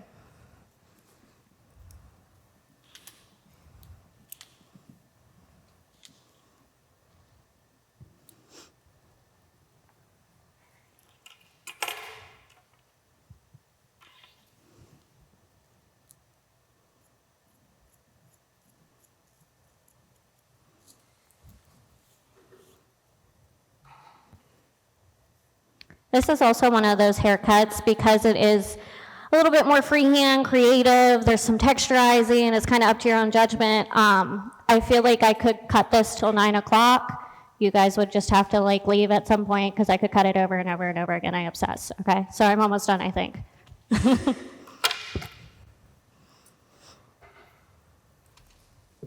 Sami, if you want to.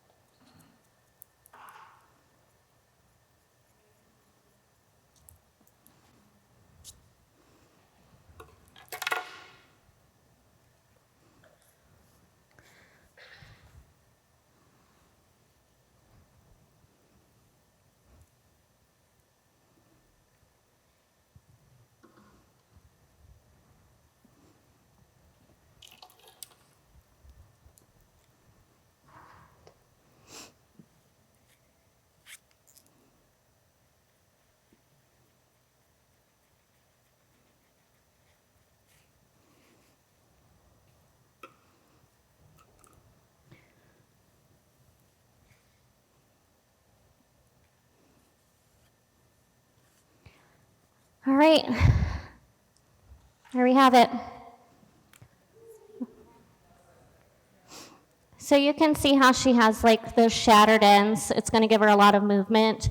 And then through the back here, that veils over top, but it still kind of creates that extreme bevel so that it's not stacked at all, but she doesn't have that extreme boxiness to her haircut. Cool. Yep. I really, once it's dry, I section out my sides, kind of blend my back to my guide. There's no guide for the front from the wet cut, so the side's really just up to your preference. Yep.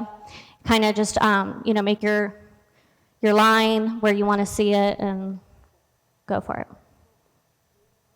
Anybody else? Questions? Cool. Would you like to see it, Amanda? Sorry, you're covered in hair.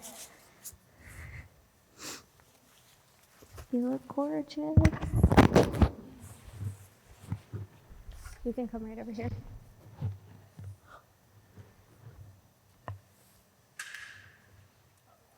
What do you think? You like it? Sit for a second so I can look at you in the mirror. Oh, these are too close. I'm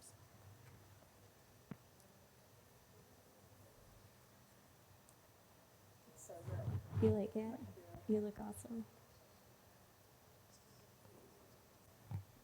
Can I let you look at the back of you?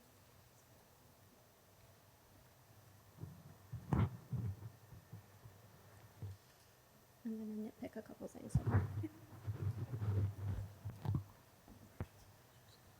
Yeah, I just want to nitpick a couple things in the mirror. I really rely on my mirror, I'm sorry.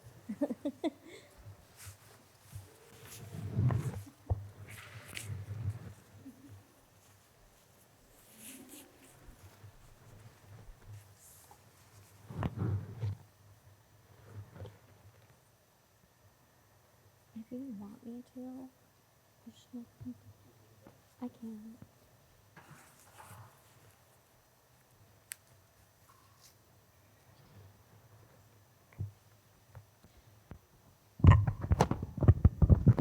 Unless Sami is finished, I don't know if she wants.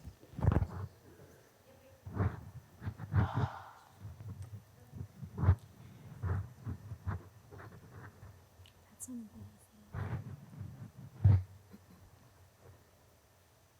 Do you want Sami to go ahead while I do this, or do you want?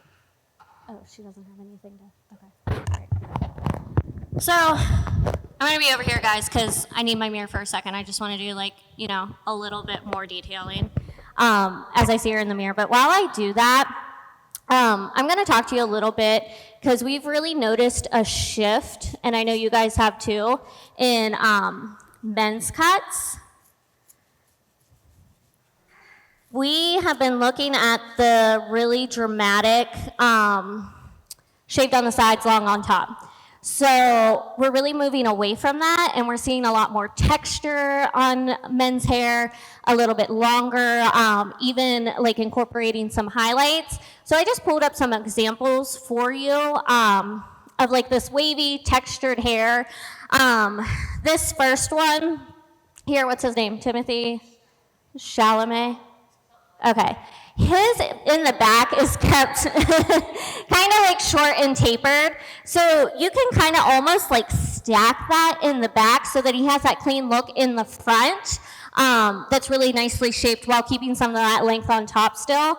The second picture is a little bit longer in the back, so you can really kind of just taper through the sides. So really what I'm finding with my frequent male guests right now is I'm helping them grow out.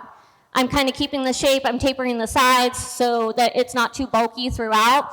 And they're wanting to learn a lot more about like styling. They're finding that they have this wavy texture and they want to embrace that a little bit more. If they want to stay away from the mullet, but mullets are also in. Tom Holland's hair is a little bit more cropped in the back and layered to not have such that dramatic cutoff between the two. Same with Matthew McConaughey. I think on the sides, it gets tapered and layered in a little bit so that that grow out process is a little bit easier for them. But we're seeing a lot more of that. I snagged this recent picture of David Beckham because when I think of that shaved on the sides, disconnected on top, I think of David Beckham. Even he's moving a bit away from that and having a little bit more texture on the sides and a blended look through the top. You guys have any questions about men's cuts? Are you kind of seeing the same thing? Cool. Yeah, yeah.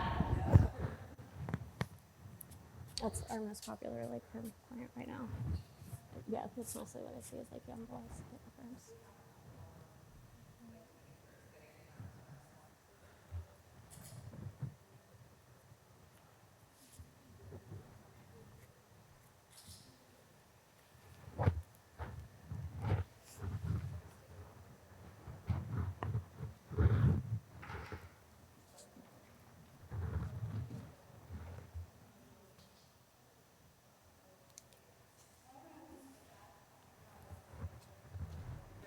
Isn't she just like meant to be a redhead?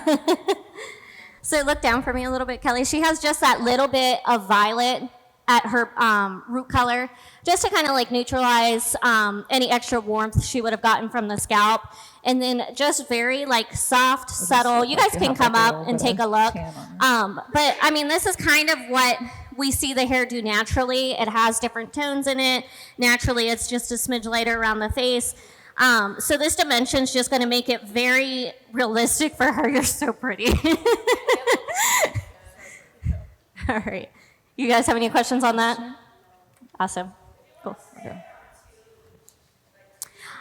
Really, it's up to you.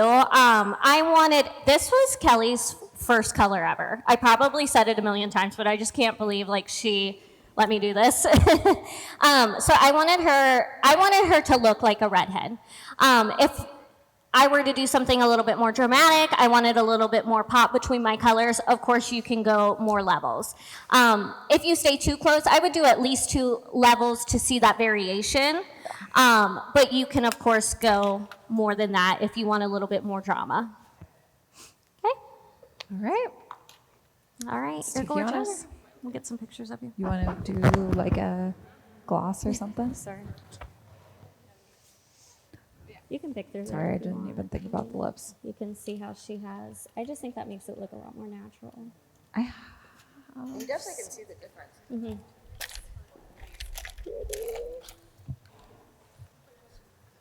Am I good? Sure. Let's see.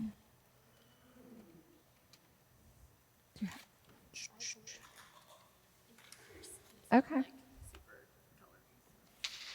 I was going to say, I have something in my purse too.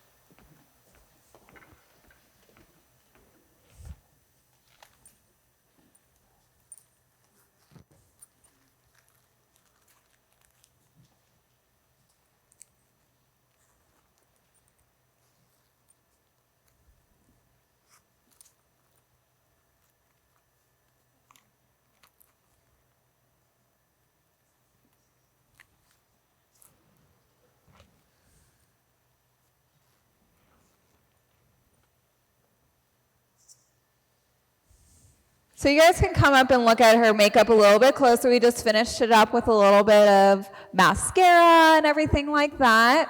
And I just used a wand on her hair, bigger sections, just to kind of give her that natural wave to her hair. But I'm going to show you what it looks like in the back. So as you can see, there's that negative space. And it cascades down. And what you can do if you want to, I like it like this with the dark at the ends again. But if you wanted it to kind of connect with this a little bit more, what you would do is just flop the color round so that you would go actually dark to light.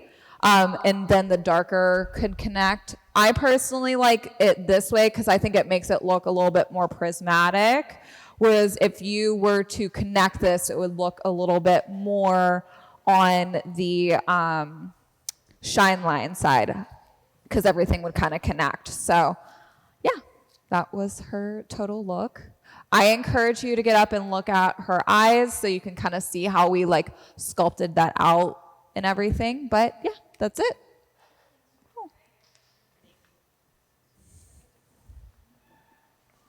I like how it looks when you pull it forward too. It looks cool.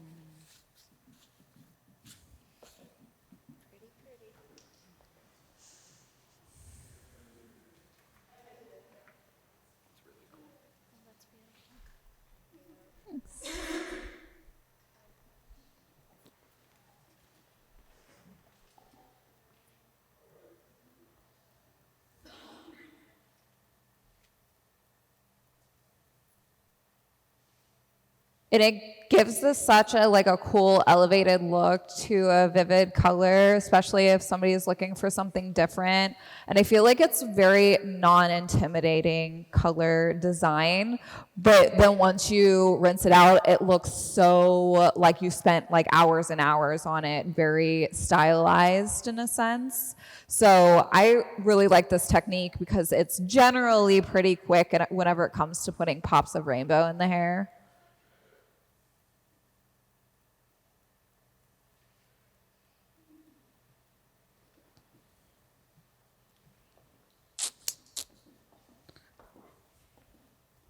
But yeah, always dropping stuff. We were actually just talking about that. I'll like show them how to do it up here too. I'm gonna have you stand up. Let's take this off. So I don't know if you guys have seen on Instagram this new pose, and I actually do really like it, and I've been doing it with a lot of my color clients and thicker hair clients especially. So you kind of want to show them how to do it first because it is like kind of a weird position to put them in. So basically what you're going to do, you're going to have them stand to the side and you're going to have them lean as far forward as they can this way. And then you're going to take your chin and put it to your shoulder. So, and then that way it gives this cool like cascading effect and it hangs down instead of it kind of laying on there. So then you get this really cool shot in here.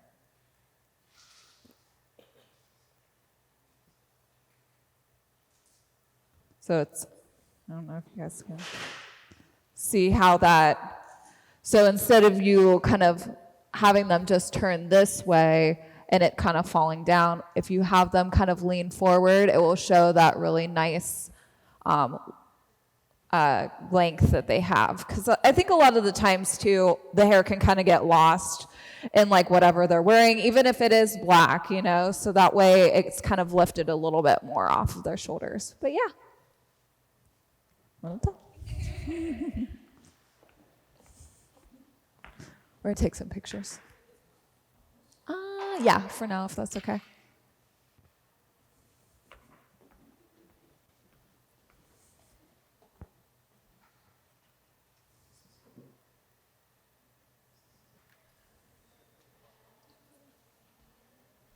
We got.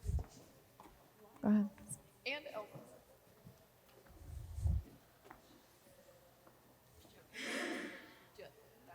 Yeah, why don't you do that again? Oh, I'm going to turn this off because everybody can hear me.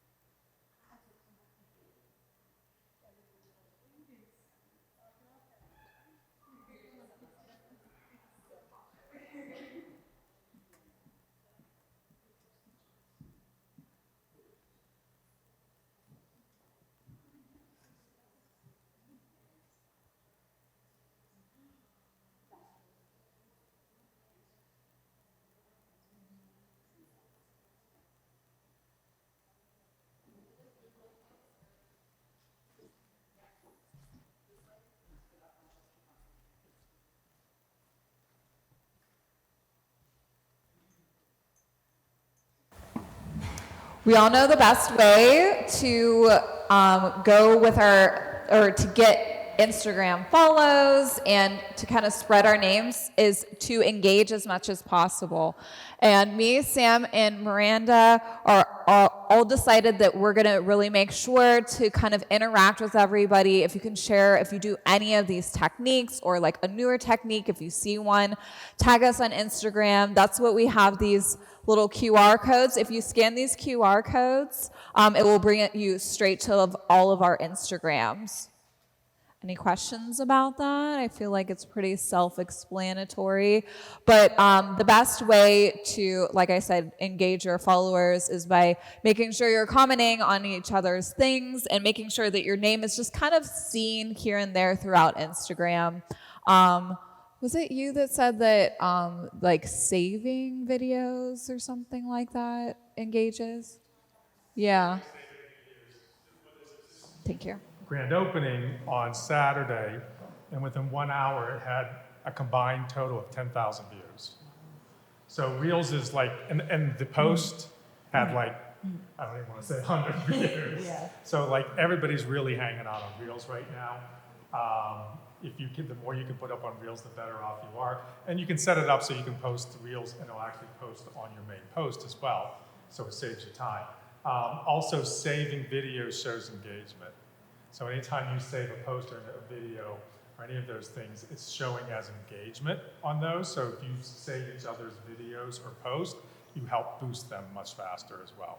So the analytics are constantly changing. Every time we kind of figure it out, they kind of change it all up again. But right now, if you really want to get stuff seen, throw it onto Reels as well, because that's becoming the Instagram version of TikTok, if you will. So, okay. I want to thank Miranda, Shannon, and Sami for all their work and looking out. The next time we are looking to present with 6 people, the 3 that are here plus 3 guest presenters as well. I need to have a 5-minute video from anybody who's interested and need to get it to me, because we're actually going to meet probably within the next month to start talking about the next trend. Because what we do is these girls go through and surf and find everything they can about any trend that there's out there. We kind of narrow it down and decide what we want to show for the next trend. So there's a couple months of getting ready for this before we actually present it to you guys here. So if anybody's interested, we need to get you in right away so that we can get you to those initial things. Because our goal is to always have these 3 ladies presenting, but then also have guest speakers presenting as well. So anybody at any shape, any level can get involved, but get a 5-minute video just showing some kind of presentation of a part of a technique or how you did a technique or whatever to me, okay? All right, you guys enjoyed? Yes. Good, thank you. Make sure you sign off on the way out so we get you paid.